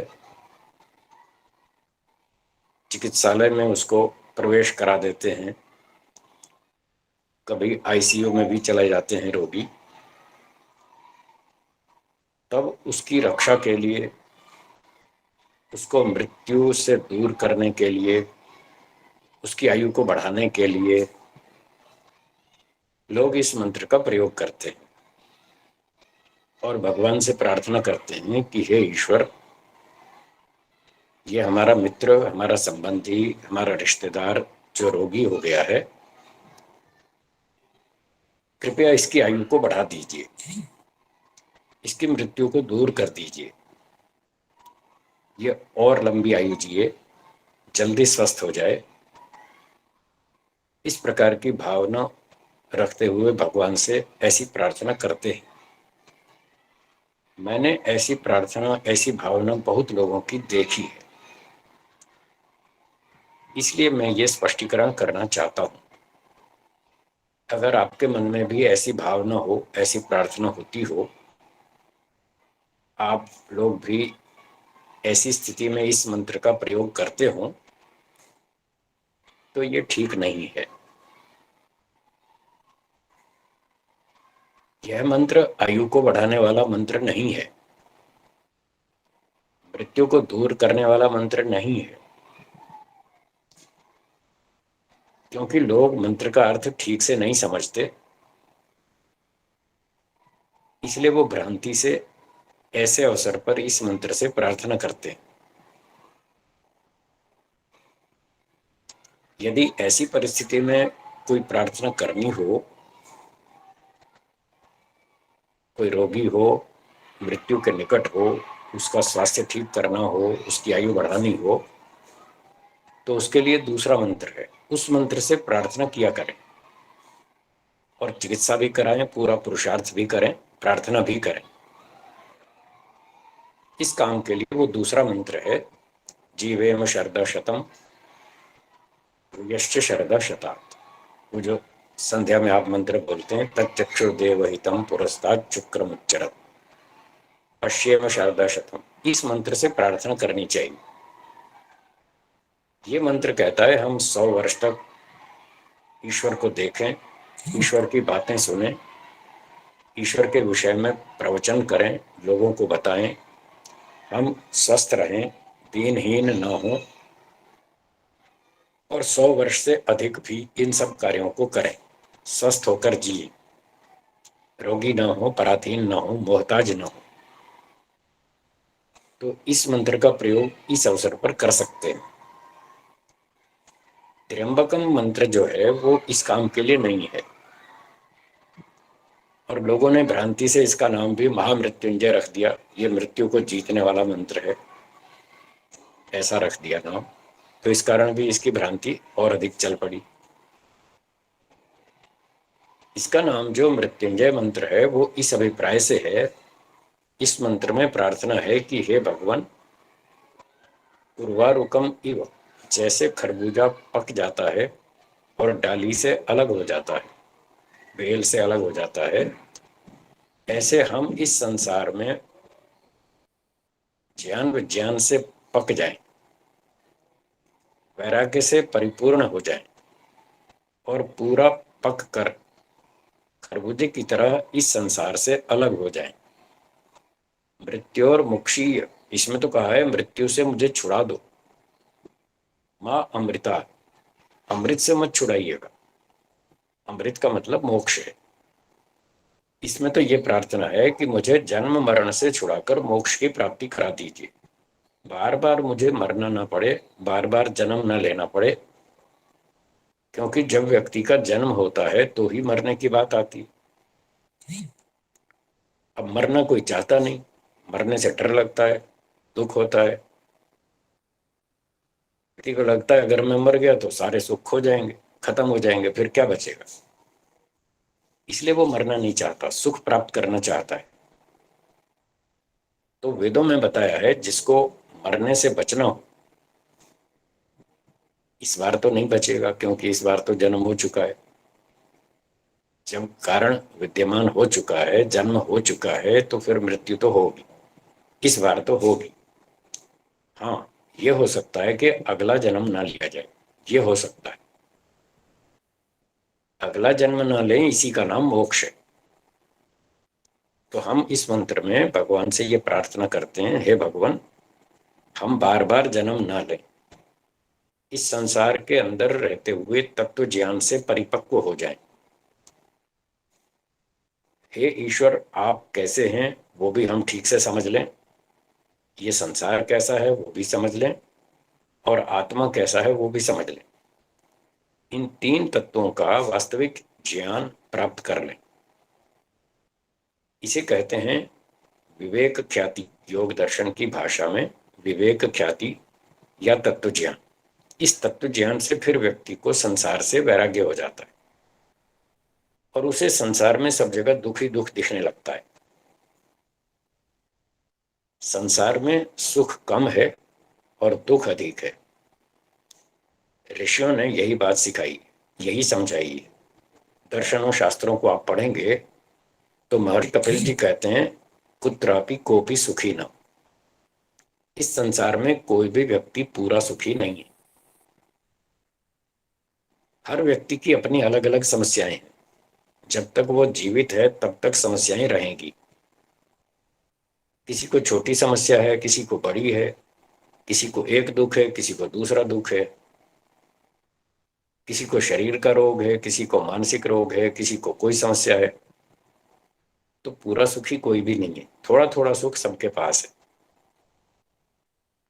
तो संसार के बारे में ऋषियों ने बताया यहाँ कोई भी सुखी नहीं है। पूरा सुख केवल मोक्ष में मिलता है। इसलिए मोक्ष की कामना करनी चाहिए। परंतु ये बात कब समझ में आती है कि संसार में दुख है? ये आती है जब व्यक्ति कुछ जीवन जी चुका हो, 30, 40, 50 वर्ष तक कुछ संसार को देख चुका हो, संसार का अनुभव कर चुका हो। तो 40-50 साल की उम्र में ये बात समझ में आती है कि संसार में दुख ज्यादा है और सुख बहुत कम है। कोई भी एक मनुष्य आपको 100% सुख नहीं दे सकता। कोई भी, माता पिता, भाई बहन, पति पत्नी, पड़ोसी, मित्र, यार, दोस्त, संबंधी, कोई भी आपको 100% सुख नहीं दे सकता। किसी के पास इतनी शक्ति सामर्थ्य नहीं। कोई भी भौतिक पदार्थ, रोटी सब्जी, कपड़ा, मकान, सोना चांदी, बंगला, मोटर गाड़ी, धन सम्मान, पद प्रतिष्ठा, कोई भी भौतिक चीज आपको 100% सुख नहीं दे सकती। ये बात 40-50 साल की उम्र के बाद समझ में आती। और जैसे जैसे उम्र और अधिक बढ़ती है, 60 होती है, 65, 70, 75, 80, जैसे जैसे उम्र बढ़ती जाती है जीवन का अनुभव बढ़ता जाता है, ज्ञान विज्ञान और शुद्ध होता जाता है। और ये ऋषियों की बातें तब समझ में आती हैं दुनिया में कोई भी सुखी नहीं। महर्षि पतंजलि जी योग दर्शन में कहते हैं संसार में एक सुख मिलता है, 4 दुख मिलते हैं। परिणाम दुख, ताप दुख, संस्कार दुख, गुण वृत्ति विरोध दुख, ये 4 दुख मिलते हैं। इसलिए दुखम एवं सर्वम विवेकिना, बुद्धिमान को चारों ओर दुख ही दुख दिखता है। तो ऋषियों का तो ये संदेश है। इसलिए वो कहते हैं जब चारों तरफ दुखी दुख है तो इससे निकलो। क्यों पड़े रहो संसार में, बार बार जन्म लेते रहो और दुखी होते रहो? ये अच्छी बात नहीं। तो ऋषि लोग तो ये संदेश देते हैं इस जन्म मरण से छूटो, बार बार मरने से बचो। इस बार तो जन्म हो गया, इस बार तो मरना पड़ेगा, पर बार बार न मरे। मृत्यु और मुक्षीय, इस मंत्र में ये बात कही है, हम बार बार न मरे, इस मौत के चक्र से हमको छुड़ा दो। पर माँ अमृता, अमृत से मत छुड़ाना, अमृत में तो रखना। ये ईश्वर से निवेदन है, प्रार्थना है। अमृत कहते हैं जहां पर मृत्यु नहीं होती, और मृत जहां व्यक्ति मरता नहीं है। ऐसी कौन सी जगह है जहां नहीं मरता है? ऐसी जगह मोक्ष। मोक्ष में न जन्म होता है, इसलिए मृत्यु भी नहीं होती। जहां जन्म होता है वहां मृत्यु होती है। संसार में जन्म होता है, इसलिए संसार में मृत्यु होती है। वेदों में इस संसार को मर्त्य लोक बताया। ये मर्त्य लोक, यहाँ बार बार मरना पड़ता है। तो जो व्यक्ति बार बार मरने से छूटना चाहता हो, बार बार दुख भोगने से बचना चाहता हो, तो उसका उपाय इस मंत्र में है, मृत्यु और मुक्षीय। हे भगवान, हमको मृत्यु से पार करा दीजिए, बार बार की मौत से छुड़ा दीजिए, पर अमृत से मत छुड़ाइए, अमृत में रखिए, मोक्ष में रखिए, खूब आनंद लेंगे, सारे दुख छूट जाएंगे। मोक्ष में कुल मिलाकर 3 बातें होती हैं जो सत्यार्थ प्रकाश के 9वें समोल्लास में लिखी। जिनको पढ़नी हो तो पढ़ लीजिएगा, मैं संक्षेप से बताता हूं। पहली बात है सारे दुखों से छूटना। मोक्ष में व्यक्ति सारे दुखों से छूट जाता है, एक भी दुख नहीं आएगा। एक सेकंड के लिए भी नहीं आएगा। क्यों नहीं आएगा? क्योंकि दुख आता है शरीर के कारण। यदि शरीर धारण कर लिया, आत्मा का शरीर से संयोग हो गया, फिर सारे दुख आएंगे। ये शरीर प्राप्ति ही दुख का कारण है। ये ठीक है, शरीर धारण करने पर थोड़े बहुत सुख मिल जाते हैं, वो भी ठीक बात है, हम उसका विरोध नहीं करते। लेकिन कुल मिलाकर देखें तो सुख कम मिलता है और दुख अधिक मिलता है। जैसा मैंने आपको दो प्रमाण अभी सुनाए, एक कपिल मुनि का सांख्य दर्शन का कुत्रापि कोपि सुखी न, और योग दर्शन का दुखम एवं सर्वम विवेकिना। बुद्धिमान को चारों ओर दुखी दुख दिखता है। तो क्यों दिखता है? क्योंकि वो शरीर धारण किया हुआ है। इसलिए भूख, प्यास, गर्मी, ठंडी, सर्दी, जुकाम, बुखार, आंधी, तूफान, बाढ़, भूकंप और कोरोना, टीबी, कैंसर, ये सब समस्याएं आएंगी जब तक शरीर। मोक्ष में क्योंकि शरीर नहीं होता, आत्मा शरीर धारण नहीं करता, इसलिए एक भी दुख नहीं आता, सारे दुख विदा हो जाते। तो पहली बात हुई सारे दुखों से निवृत्ति। दूसरी बात है ईश्वर का उत्तम आनंद मिलता है मोक्ष में। उपनिषदकारों ने लिखा है, रसम ही एव अयम लब्ध्वा आनंदी भवति। ये जीवात्मा उस आनंद स्वरूप परमात्मा से जुड़कर मोक्ष में उससे कनेक्शन हो जाता है, उससे संपर्क हो जाता है। आज हमारा प्रकृति से संपर्क है, शरीर के साथ जुड़े हम, इसलिए शरीर के कारण संसार के सुख दुख आते रहते हैं। मोक्ष में ईश्वर से संपर्क जुड़ेगा तो ईश्वर से आनंद मिलेगा। ईश्वर में 100% आनंद है, दुख है ही नहीं। अथर्ववेद में लिखा है, रसेन तृप्त, ईश्वर आनंद से तृप्त है, न कुतश्च अनुना, उसमें कोई कमी नहीं। एक और मंत्र में लिखा है, स्वर्यस्य च केवलम तस्मै ज्येष्ठाय ब्रह्मणे नमः। जिसका स्वरूप केवल सुख ही सुख है, स्वर्यस्य च केवल, केवल सुख है ईश्वर में, दुख बिल्कुल नहीं है, 1% भी नहीं। इसलिए मोक्ष में जब ईश्वर से कनेक्शन होगा तो 100% सुख मिलेगा, प्रकृति से कनेक्शन कट जाएगा, इसलिए एक भी दुख नहीं आएगा। ये दो बातें मोक्ष में हो गई। और एक तीसरी सुविधा और भी है, पूरे ब्रह्मांड की सैर करना। सत्यार्थ प्रकाश के 9वें समुल्लास में लिखा है कि मुक्त आत्मा पूरे ब्रह्मांड की सैर करता है। कहीं भी जाए, कहीं भी देखे, कुछ भी सुने, कुछ भी करे, वो अपना मौज मस्ती करता है, दुनिया के नजारे देखता है, ईश्वर का आनंद लेता है। हाँ, संसार वालों के साथ व्यवहार संबंध कुछ नहीं करता। वेदांत दर्शन के 4थे अध्याय में 4था पाद है, 17वां सूत्र है, जिसमें ये बात कही है। सूत्र है, जगत व्यापार वर्जम। जगत का व्यापार वर्जित है। मुक्त आत्मा को जगत से कोई लेना देना नहीं, उसे घूमने देखने की छूट है बस। ना किसी को परेशान करेगा, ना किसी की सहायता करेगा, दुनिया वालों से कोई लेना देना नहीं। क्योंकि मोक्ष का जो काल है वो आनंद भोगने का काल है, कर्मों का फल भोगने का समय। वो छुट्टी मनाने के दिन, मोटी भाषा में कहूं तो मोक्ष डेज आर हॉलीडेज और these days are working days. आजकल जो है ये वर्किंग डेज है, आज कर्म कर लो, सेवा कर लो, परोपकार करो, दान दो, विद्या पढ़ाओ, प्रचार करो, सब अच्छे काम कर सकते हैं। आपको दुनिया की मदद करनी है, सहायता करनी है, अब कर सकते हैं। ये अवसर है हमारे लिए। मनुष्य शरीर धारण करके ये कर्म क्षेत्र है, मोक्ष तो फल भोग क्षेत्र।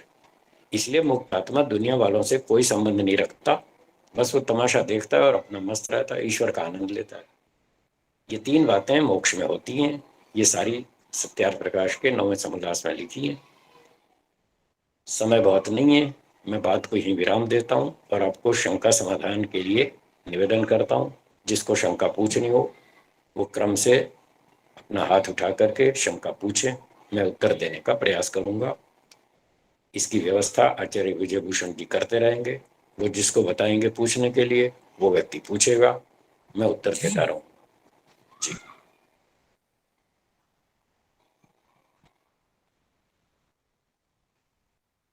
आशा कुलश्रेष्ठा जी पूछना चाहती हैं।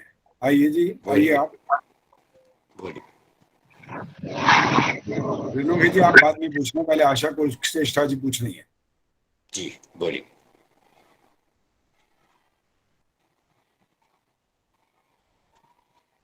अगर उपस्थित नहीं आपकी है आवाज तो नहीं आ रही। माइक माइक बंद है आपका, माइक ऑन कीजिए। आशा जी माइक ऑन कीजिए।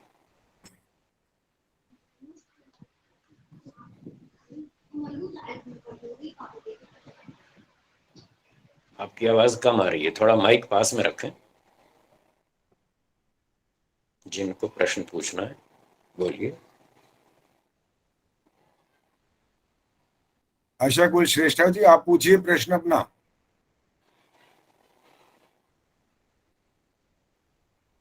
कमलेश जांगरा जी आप पूछिए।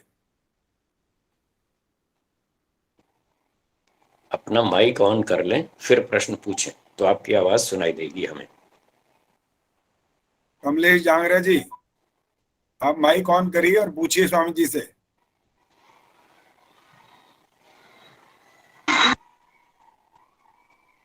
रेणु भाई जी ने भी हाथ खड़ा किया था, वो पूछें जब तक अगर उनकी आवाज नहीं आ रही तो।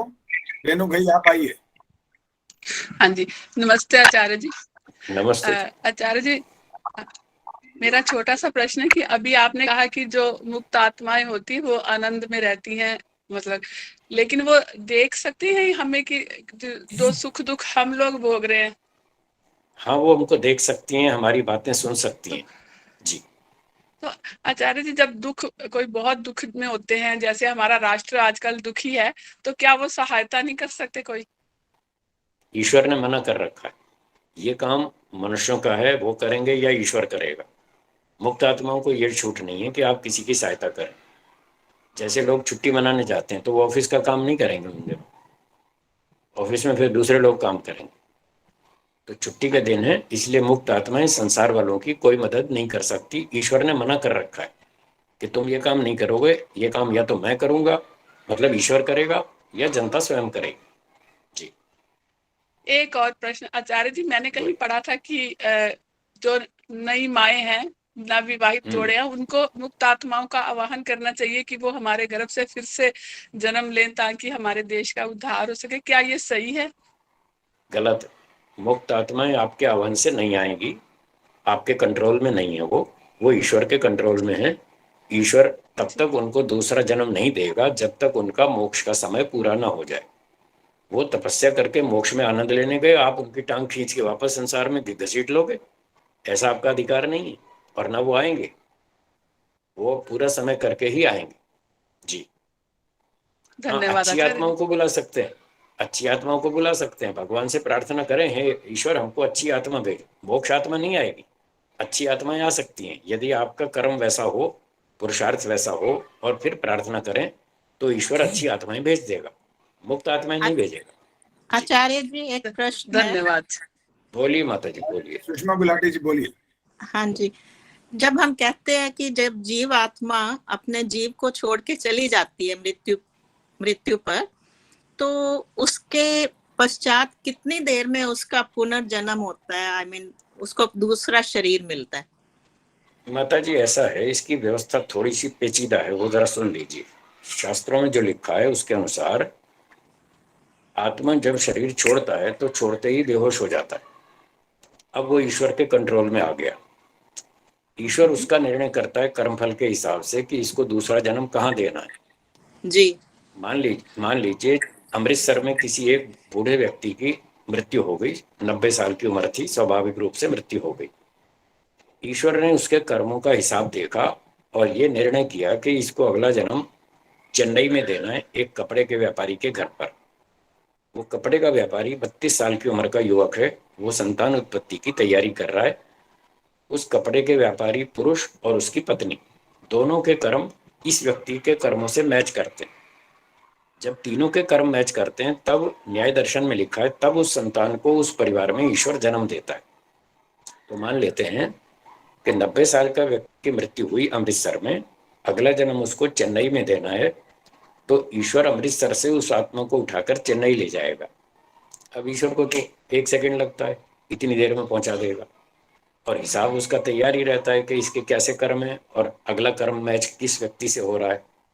तो उसमें तो उसको 1 second, 2 second, 5 second, 10 second, 1 minute, 2 minute, बस 1-2 मिनट ही लगेगा अधिकतम।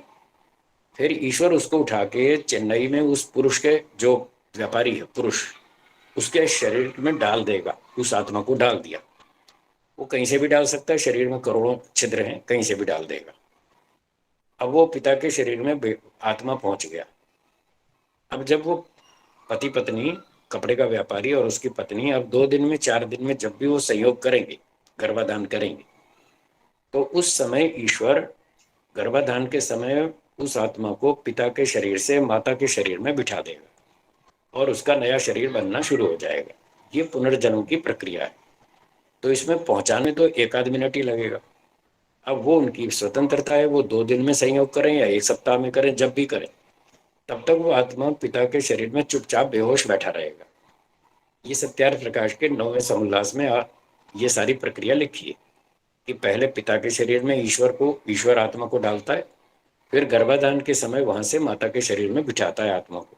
ये सारी ऋषियों की प्रामाणिक चर्चा है, मैं अपनी ओर से कुछ नहीं कह रहा हूँ, ये व्यवस्था है जी। राकेश राय दादा जी। धन्यवाद आचार्य। राकेश राय दादा जी, आप अपना प्रश्न करें जी। आप बोलिए, माइक ऑन करिए। राकेश जी माइक ऑन कर लीजिए। इनके बाद विजय अग्रवाल जी, आप भी पूछ सकते हैं। प्रणाम स्वामी जी, मैं ऑस्ट्रेलिया से वैदिक ग्लोबल नामक संस्था में हूँ और यहाँ पे हम लोग वैदिक सभ्यता को प्रचार प्रसार में जितना भी कोशिश कर सकते हैं कर रहे हैं। मेरा प्रश्न एक मन में बहुत समय से आता है, जब ये अकाल मृत्यु होती है, एक्सीडेंटल कोई डेथ होती है, बहुत अच्छा व्यक्ति कर रहा होता है लेकिन एक्सीडेंट में मारा जाता है, या जैसे अभी हुआ कि किसी का गला काट दिया, कुछ कर दिया, तो उनकी आत्मा को भटकना पड़ता है या कैसे उनका होता है कि मतलब कुछ समय तक उनको बिल्कुल भटकना नहीं पड़ता। मरने के बाद आत्मा ईश्वर के कंट्रोल में आ जाता है और स्वयं वो बेहोश हो जाता है। सांख्य दर्शन के 5वें अध्याय में 125वां सूत्र है जिसमें लिखा है कि मरने के बाद आत्मा बेहोश हो जाता है, उसको कुछ नहीं मालूम, चाहे वो स्वाभाविक मृत्यु से मरे, चाहे दुर्घटना से मरे, चाहे हत्या से मरे, चाहे एक्सीडेंट से मरे, चाहे भूकंप से मरे, चाहे कोरोना से मरे, कैसे भी मरे, वो तुरंत बेहोश हो जाता है और कहीं नहीं भटकेगा। बेहोश हो जाता है, ना चल सकता है, ना होश है, कुछ नहीं। ईश्वर उसको उसके कर्मानुसार अगला जन्म दे देगा जी। और कोई प्रश्न जी? स्वामी जी नमस्ते जी। वो नमस्ते जी, बोलिए। स्वामी जी, मैंने ये पूछना था कि जैसे कहते हैं भाई झूठ नहीं बोलना चाहिए। अब मान लो घर में कोई हमारी ऐसी बात है जो हम लोगों को बताना नहीं चाहते। उदाहरण के लिए कि हमारे घर में कोई व्यक्ति बीमार है और उसको ऐसी बीमारी कि हम लोगों को बताना नहीं चाहते, तो लोग आके पूछते हैं भाई कैसे ये तबियत इनकी ढीली है, क्या है, तो क्या जवाब दें उनको?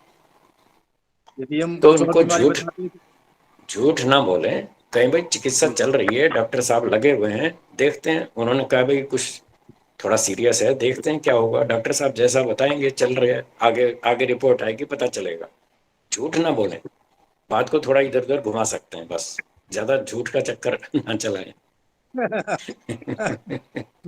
क्योंकि यदि उनको बताएं तो वो भी डॉक्टर बन जाते हैं सारे जी, फिर वो इलाज बताना शुरू कर देते हैं, फिर सारा परेशान करते हैं। तो इसलिए उनसे ये कहें कि जब आपकी कार खराब होती है तो आप मैकेनिक से ठीक कराते हैं या नाई से? क्या बोलेंगे वो? किससे ठीक कराता है? मैकेनिक से। तो हमारा भी आदमी बीमार है, इसका मैकेनिक तो डॉक्टर है, आप तो डॉक्टर नहीं है, तो आप मेहरबानी करके अपना सलाह मत दीजिए, हम माफी चाहते हैं, हमारे डॉक्टर साहब उसकी चिकित्सा में लगे, तो कृपया आप शांति रखें। बस ऐसे निवेदन कर दीजिए, उनको प्रेम से मना कर दीजिए कि डॉक्टर साहब लगे हैं चिकित्सा में, वो कुछ अच्छी ढंग से कर रहे, बस इतना कह के बात समाप्त कर दें जी। धन्यवाद। हाँ, एक प्रश्न आया था अभी लिखित में, मैं उसका उत्तर दे दूं। लिखित में प्रश्न ये था कि ये कैसे पता चलता है कि उस आत्मा की मुक्ति हो गई? इसका उत्तर ये है कि आप तो शायद पता नहीं लगा पाएंगे उसकी मुक्ति हुई या नहीं हुई। आप अपना तो शायद पता लगा सकते हैं, अपना कैसे पता चलेगा? इसका उत्तर यह है कि जब हमारे मन में सांसारिक सुख भोगने की इच्छाएं शून्य हो जाएंगी, 0 हो जाएंगी, तो समझ लीजिए अब मोक्ष हो जाएगा, अब अगला जन्म नहीं होगा।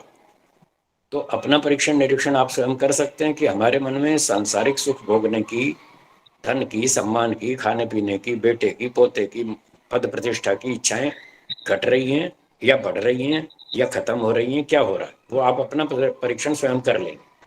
तो जब आपको ऐसा लगेगा कि अब तो सारी इच्छाएं जीरो हो गई, अब कोई इच्छा बाकी नहीं बची है, संसार सब दुखमय है, मुझे समझ में आ गया, समाधि प्राप्त हो गई और ईश्वर की अनुभूति हो गई और सारी अविद्या, राग, द्वेष, सारे क्लेश खत्म हो गए, तो समझ लीजिए अब आपका मोक्ष हो जाएगा।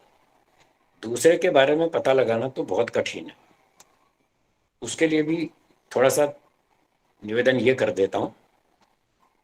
एक डॉक्टर है, MBBS है या MS है या MD है, जो भी है, उस डॉक्टर में चिकित्सा करने की कितनी योग्यता है, क्या इस बात को कोई दूसरा डॉक्टर ही पहचान पाएगा या संगीतकार भी पहचान लेगा? डॉक्टर पहचानेगा। एक डॉक्टर को दूसरा डॉक्टर ही पहचानेगा, संगीतकार नहीं पहचानेगा। और एक संगीतकार को दूसरा संगीतकार ही पहचानेगा, उसको डॉक्टर नहीं समझेगा इसमें संगीत की कितनी योग्यता है। तो जैसे एक डॉक्टर को डॉक्टर समझता है, हर आदमी नहीं पहचान सकता, संगीत कलाकार को दूसरा संगीत कलाकार ही पहचान सकता है, हर आदमी नहीं पहचान सकता। इसी तरह से एक योगी को दूसरा योगी व्यक्ति ही पहचान सकता है, हर आदमी नहीं पहचान सकता। तो जो 20, 30, 40 साल जिसने तपस्या की हो, योगाभ्यास किया हो, जंगल में रहा हो, उसको पता है योग क्या होता है, इच्छाएं क्या होती हैं, कैसे घट रही हैं, कैसे बढ़ रही हैं, अविद्या भक्ति बची है नहीं बची है।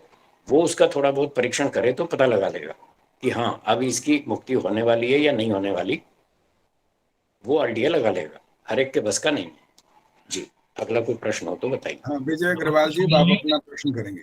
विजय अग्रवाल, प्रश्न आया है, मुक्त आत्माएं कहाँ विचरण करती हैं? उत्तर है पूरे ब्रह्मांड में विचरण करती हैं, कहीं भी घूम सकती हैं, ब्रह्मांड से बाहर भी जा सकती हैं, उनको कहीं भी कोई रोक टोक नहीं। जी, अगला प्रश्न बोलिए। विजय अग्रवाल जी, आप आइए। नमस्ते स्वामी जी, मैं मुरादाबाद से विजय अग्रवाल बोल रहा हूँ। स्वामी जी, आपने एक बार बताया था कि जब आदमी मुक्ति से लौटता है, आत्मा मुक्ति से लौटती है, तब उसका जन्म एक निम्न परिवार में होता है, शूद्र परिवार में होता है, क्योंकि वो प्रथम श्रेणी से यात्रा शुरू करता है। ठीक है। इसी में दूसरी बात यह है कि जब आदमी के किसी जीवन में उसके पुण्य और पाप का 50-50% कर्म होते हैं, तब भी उसका जन्म शूद्र उसमें होता है। तो इन दोनों में बराबर से यात्रा शुरू होने का कारण बहुत ज्यादा स्पष्ट नहीं होता मन में मेरे, कि एक आत्मा मुक्ति से लौटी तो बहुत पुण्य करके गई थी वहां पर, तो एक आत्मा ने पुण्य भी किए और पाप भी। अब उत्तर सुनिए, एक व्यक्ति को अच्छा कर्म करने पर एक बार फल मिलना चाहिए या 2 बार? एक बार। बोलिए विजय जी, बोलिए, 1 बार या 2 बार? कितनी बार फल मिलना चाहिए? स्वामी जी। तो 1 बार मुक्ति में उसने अच्छे कर्म का फल भोग लिया जी। अब संसार में लौटकर दोबारा फल थोड़ी मिलेगा उसको 1 बार फल मिलना चाहिए, 1 बार मुक्ति में उसने भोग लिया। अब जब लौट कर आएगा तो उसकी यहाँ से नई यात्रा शुरू होती है, और ये नियम है, कोई भी यात्रा जब नई यात्रा शुरू होती है तो 0 किलोमीटर से शुरू होती है। तो 0 किलोमीटर शूद्र परिवार, इसलिए ईश्वर उसको पाप पुण्य तुल्य करके, मान लो उसके खाते में 80,000 पुण्य है और 30,000 पाप है, तो ईश्वर क्या करेगा, 80,000 में से 5,000 पुण्य निकालेगा, 30,000 पाप में से 5,000 पाप निकालेगा, 5,000 पुण्य 5,000 पाप दोनों को इक्वल बना करके शूद्र परिवार में पहला जन्म देगा। वो 0 किलोमीटर है। सबके लिए एक ही नियम है, जो भी मुक्ति से आएगा सबको यही देना है। इसलिए कोई भी यात्रा 0 किलोमीटर से आरंभ होती है। इस कारण से मुक्त आत्मा की भी अब यात्रा नई शुरू हो रही है, वो भी 0 से शुरू होगी, इसलिए शूद्र परिवार में उसको जन्म दिया जाता है, ये कारण। जी नरेश, इसमें मैं लगातार मैं आपसे एक चीज और पूछना चाहता हूँ स्वामी जी, कि ये तो 4 श्रेणियां हैं, ब्राह्मण, वैश्य, क्षत्रिय और शूद्र, लेकिन उनमें भी बहुत सारी सब कैटेगरीज हैं जो बहुत बहुत बड़ी हैं। तो उनमें बहुत ही मिलेच्छ परिवार में, बहुत ही निम्न में से भी निम्नतर परिवार में, तो इस बात पर कहीं मन निष्कर्ष पहुंचता नहीं कहीं पर कि किस प्रकार से उसको जन्म। इसलिए नहीं पहुंचता कि अभी आप मोक्ष में नहीं गए। जब आप मोक्ष में चले जाएंगे तो ईश्वर से पूछ लीजिएगा, वो बता देगा कि कहाँ देना है इसको जन्म। धन्यवाद मोक्ष स्वामी में जी। जाइए, ईश्वर से पूछिए, बता देगा, और वो ठीक न्याय करेगा। ईश्वर अन्याय नहीं करता है। एक प्रश्न आया, मुक्ति का समय कितना होता है? इसका उत्तर है 31 नील 10 खरब 40 अरब वर्ष, इतना समय मुक्ति का हो रहा है। अगला प्रश्न बोलिए। स्वामी जी। आचार्य जी। हाँ जी, एक मिनट जी, चंद्र जी एक मिनट रुक जाइए। स्वामी जी, इस समय कृष्णा भाटिया जी, अंजू चौधरी, पद्मा चावला जी और जैसे चंद्र अरोड़ा जी बोलना चाह रही हैं, ऐसे हमारे सामने कई ऐसे और हैं जिज्ञासु जो प्रश्न करना चाहते हैं, और हम अपने समय का ध्यान रखते हुए इस बात को, इसके अतिरिक्त और कोई प्रश्न नहीं लेंगे। और यदि आपकी जिज्ञासा है और हमारे जो बैठे हैं श्रद्धालु, अगर आप इस ऐसे स्वामी जी से और शंका कुछ करना चाहते हैं तो आज के कार्यक्रम में वो नहीं होंगी, क्योंकि हमें हर बात का, मर्यादा का ध्यान रखना होता है। और शुरू में मैंने इतना कहा था कि 5-10 मिनट मुक्ति के लिए क्या क्या कर्म करने पड़ते हैं, ये बता दो मुझे। अष्टांग योग ऐसे करना नहीं करते हैं जी, प्लीज अभी नहीं। जिनका नाम मेरे पास पहले आया है पहले वो बात करेंगे, और अभी आपसे बात नहीं हो पाएगी। कृष्णा भाटिया जी, अगर वो उपस्थित नहीं होंगे तो आपका नंबर शायद आएगा। कृष्णा भाटिया जी अपना प्रश्न कर सकती हैं। अंजू चौधरी जी आप आइए, जल्दी से आना जी, जब नाम अनाउंस हो जाए तो आप देर मत किया करिए। हाँ जी बोलिए। नमस्ते आचार्य जी। हाँ जी, अंजू चौधरी जी बोलिए। जैसे किसी की अकाल मृत्यु हो जाती है, किसी के पुत्र की, तो उसके रिश्तेदारों को जो दुख होता है, उनके कौन से कर्म होते हैं कि जिसके कारण वो भी दुखी होते हैं? वो कोई कर्मों का फल नहीं है। जो अकाल मृत्यु हुई वो भी मरने वाले के कर्म का फल नहीं है। यदि वो दुर्घटना में मरा है, तो किसी स्कूटर कार ट्रक एक्सीडेंट में मर गया, ट्रक वाले की गलती से मरा, तो मरने वाले का कोई कर्म फल नहीं है। ये लोगों में बहुत भ्रांति है कि मरने वाले की मौत यहीं लिखी थी। ये 100% झूठ है। कोई मौत नहीं लिखी थी, वो दुर्घटना है। और दुर्घटना में कभी भी कुछ भी हो सकता है, किसी के साथ भी हो सकता है। आयुर्वेद में 101 प्रकार की मृत्यु लिखी है, जिसमें से स्वाभाविक मृत्यु केवल एक है, और वो बुढ़ापे में होती है। उससे पहले 100 प्रकार की अकाल मृत्यु है। वो एक्सीडेंटल डेथ है, चाहे बीमारी से भी हो, वो कोई लिखी हुई नहीं है, वो कोई कर्मफल नहीं है। और जो उससे परिवार वालों को, रिश्तेदारों को दुख होता है, वो भी उनका कोई कर्मफल नहीं है। वो अपनी अविद्या के कारण दुखी हो रहे हैं। अपनी अविद्या को दूर करें और वो फिर आपकी समस्या हल हो जाएगी। जी अगला चावला जी, बस एक प्रश्न करना है, इसके अलावा अगर शंकाएं बढ़ती जाएंगी तो वो समाप्त नहीं होगा। पद्मा चावला जी एक प्रश्न फिर कभी देंगे स्वामी जी। जैसे पर जिनकी शंकाएं होंगी उनके लिए हम फिर कभी समय दे देंगे, व्यवस्थित रूप से कार्यक्रम चलाएंगे। जी स्वामी जी, जैसे हम पहले जो कर्म कर चुके हैं, जितना हमारा समय बीत चुका है, वो हमने कर्म किए, उसमें कुछ शुभ कर्म भी किए, कुछ अशुभ कर्म भी किए हमने। लेकिन अब हम आगे समय में चाहते हैं कि हम अच्छे ही कर्म करें, तो हमें मोक्ष तो नहीं मिलेगा उसमें, क्योंकि हम पहले बहुत सारे दुष्कर्म भी कर चुके हैं इस तरह के।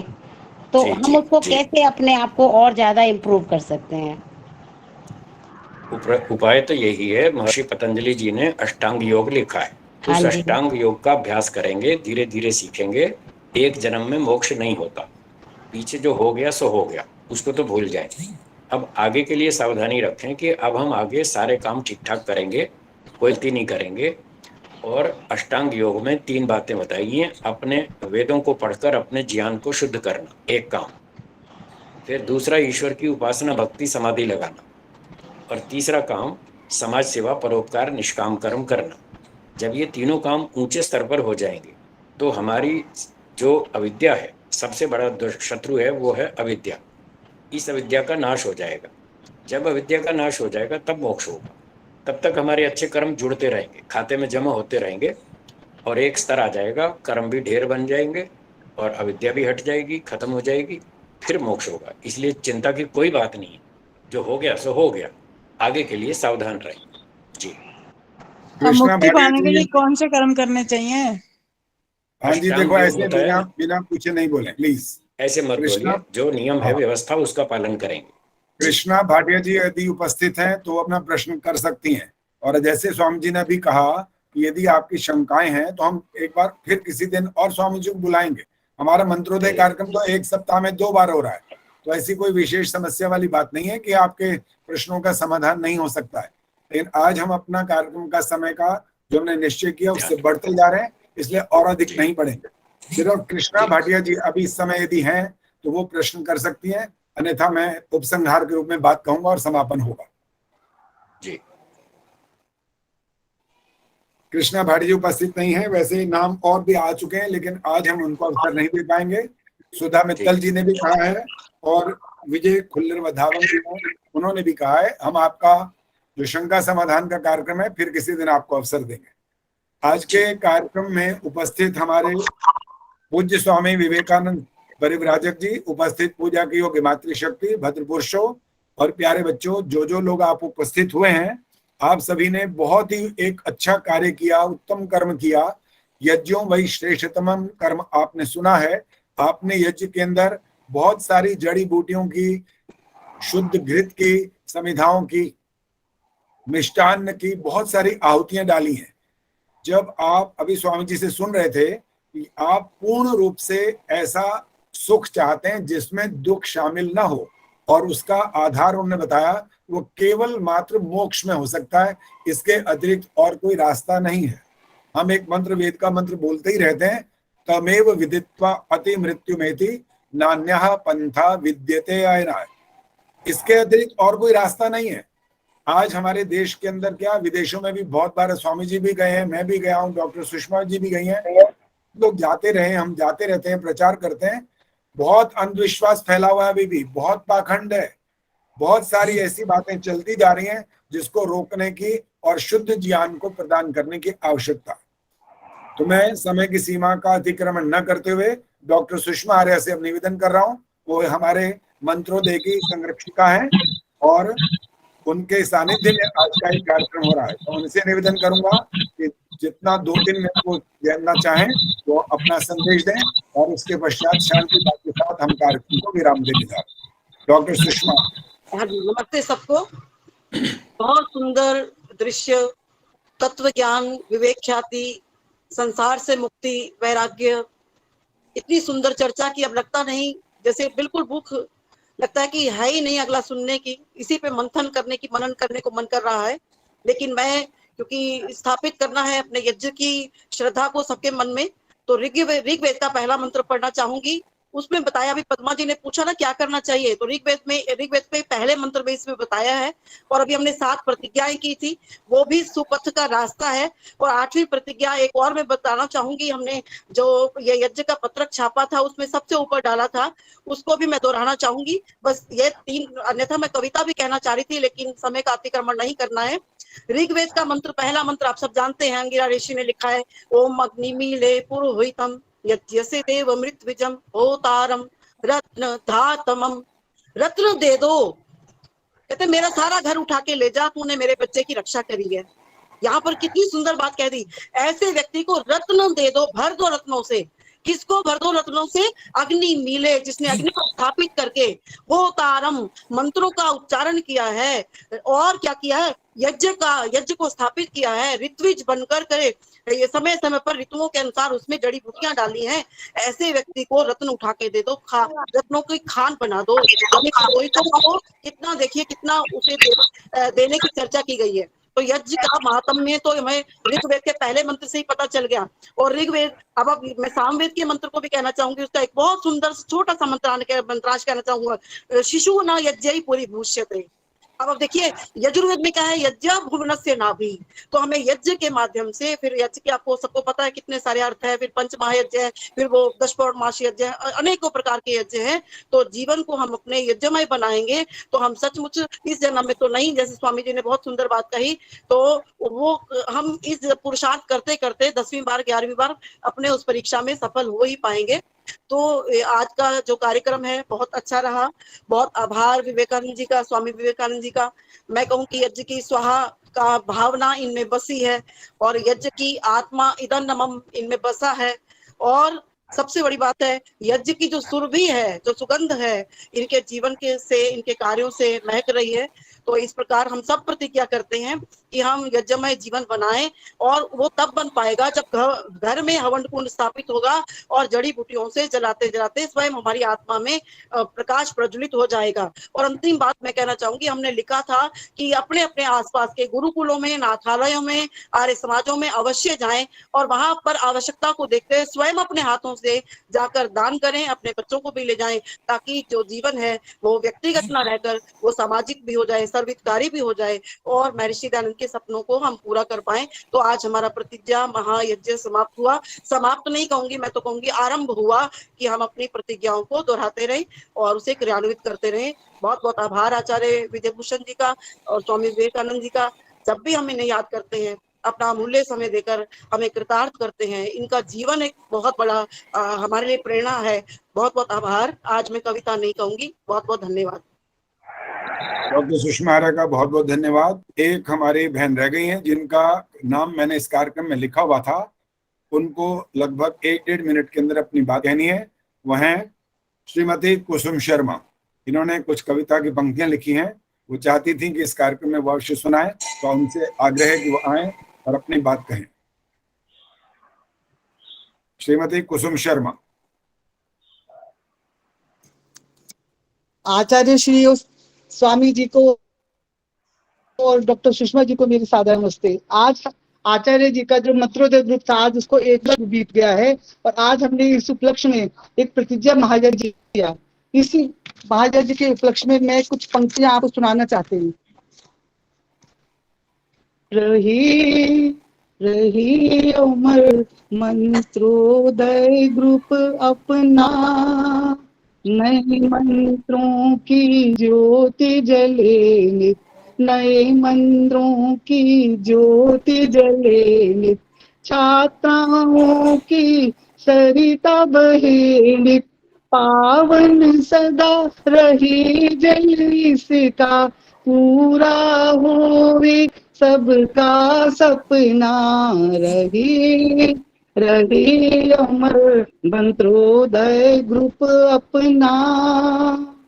इसके बाद हमारे आचार्य जी यहाँ पे जिस तरह पढ़ाते हैं, प्लीज उसके लिए मैं 2 शब्द और बोलना चाहूंगी आपके सामने। आपका इस तरह से पढ़ाना, आपका इस तरह से पढ़ाना, इतने सारे शब्दों की मात्राओं का ठीक कराना, आपका इस तरह से पढ़ाना, इतने सारे शब्दों की मात्राओं का ठीक कराना, हम छात्राओं की तौबा बुला देता है, हम छात्राओं की तौबा बुला देता है। आपके इतने सारे मंत्र को लिख लिख कर याद कराना। अंत में स्वामी जी के लिए और आचार्य जी के लिए और डॉक्टर सुषमा जी के लिए 2 लाइनें और हैं मेरे पास। सूर्य का तेज, चंद्रमा की शीतलता, सूर्य का तेज, चंद्रमा की शीतलता, वायु की गति और पृथ्वी का धैर्य। सूर्य का तेज, चंद्रमा की शीतलता, वायु की गति और पृथ्वी का धैर्य, सबका मधुर मिश्रण आप तीनों। तालियां बजा दीजिए एक बार। कुसुम शर्मा जी का बहुत बहुत धन्यवाद। अपने हृदय की भावनाओं को आपके सामने इन्होंने प्रस्तुत किया। 1 वर्ष से लगातार ये इस कार्यक्रम में शामिल हो रही हैं और जैसे इन्होंने कहा कि आचार्य जी मात्राओं को, छोटी मात्रा, बड़ी मात्रा और हमारे जितने भी कहीं कहीं अशुद्धियां जहां जहां चलती रही मंत्रों में, और मंत्रों के साथ साथ बल्कि जो हिंदी में भी मैंने इनको श्रुतलेख के रूप में बहुत सारी ऐसे शब्द दिए कि देखो, अगर हम हिंदी भी अगर अच्छी नहीं बोलेंगे तो हमारा भारतीय होने का फिर क्या लाभ है। पैदा होते ही तो हम कोई भाषा सीख करके नहीं आते हैं, लेकिन हमें अपनी, हमारे देश की जो राष्ट्रभाषा है उस पर भी हमारा पूरा अधिकार होना चाहिए। तो आज के सारे कार्यक्रम में जितने लोग उपस्थित हैं, मैं आप सभी का हृदय से आभार व्यक्त करता हूँ। धन्यवाद कि आप सभी ने इस कार्यक्रम में पूर्ण श्रद्धा से भाग लिया, अपने कर्तव्य का पालन किया, यज्ञ के कार्यक्रम को संपन्न किया और स्वामी जी का जो संदेश था उसे भी आपने ग्रहण किया। स्वामी जी का विशेष रूप से बहुत बहुत धन्यवाद, उनका आभार।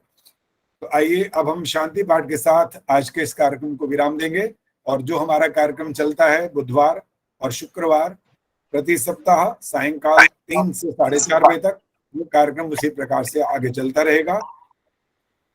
तो आइए अब हम शांति पाठ कर रहे हैं। आप सभी माइक बंद करें और अंत में आप उद्घोष के समय ऑन कर सकते हैं। ओम द्यौः शान्तिरन्तरिक्षं शान्तिः पृथिवी शान्तिरापः शान्तिरोषधयः शान्तिः वनस्पतयः शान्तिर्विश्वे देवाः शान्तिर्ब्रह्म शान्तिः सर्वं शान्तिः शान्तिरेव शान्तिः सा मा शान्तिरेधि। ओम शान्तिः शान्तिः शान्तिः। जो बोले सो अभय। जगत गुरु महर्षि दयानंद की भारत माता की आर्य समाज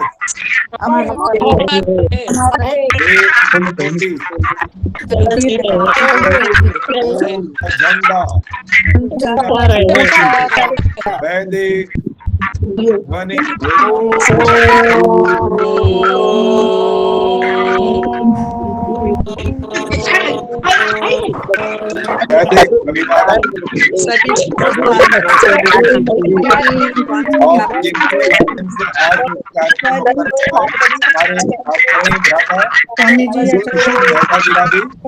से आभार, बहुत बहुत धन्यवाद की व्यवस्था से आज 200 से अधिक लोग, 215 तो मैंने देखा था, उससे अधिक भी हो गए हो तो पता नहीं, लेकिन उनके कारण से इतने लोग जिस कार्यक्रम में जुड़ा है और लाभान्वित हुए का भी हृदय से आभार। बहुत अच्छा कार्यक्रम था, बहुत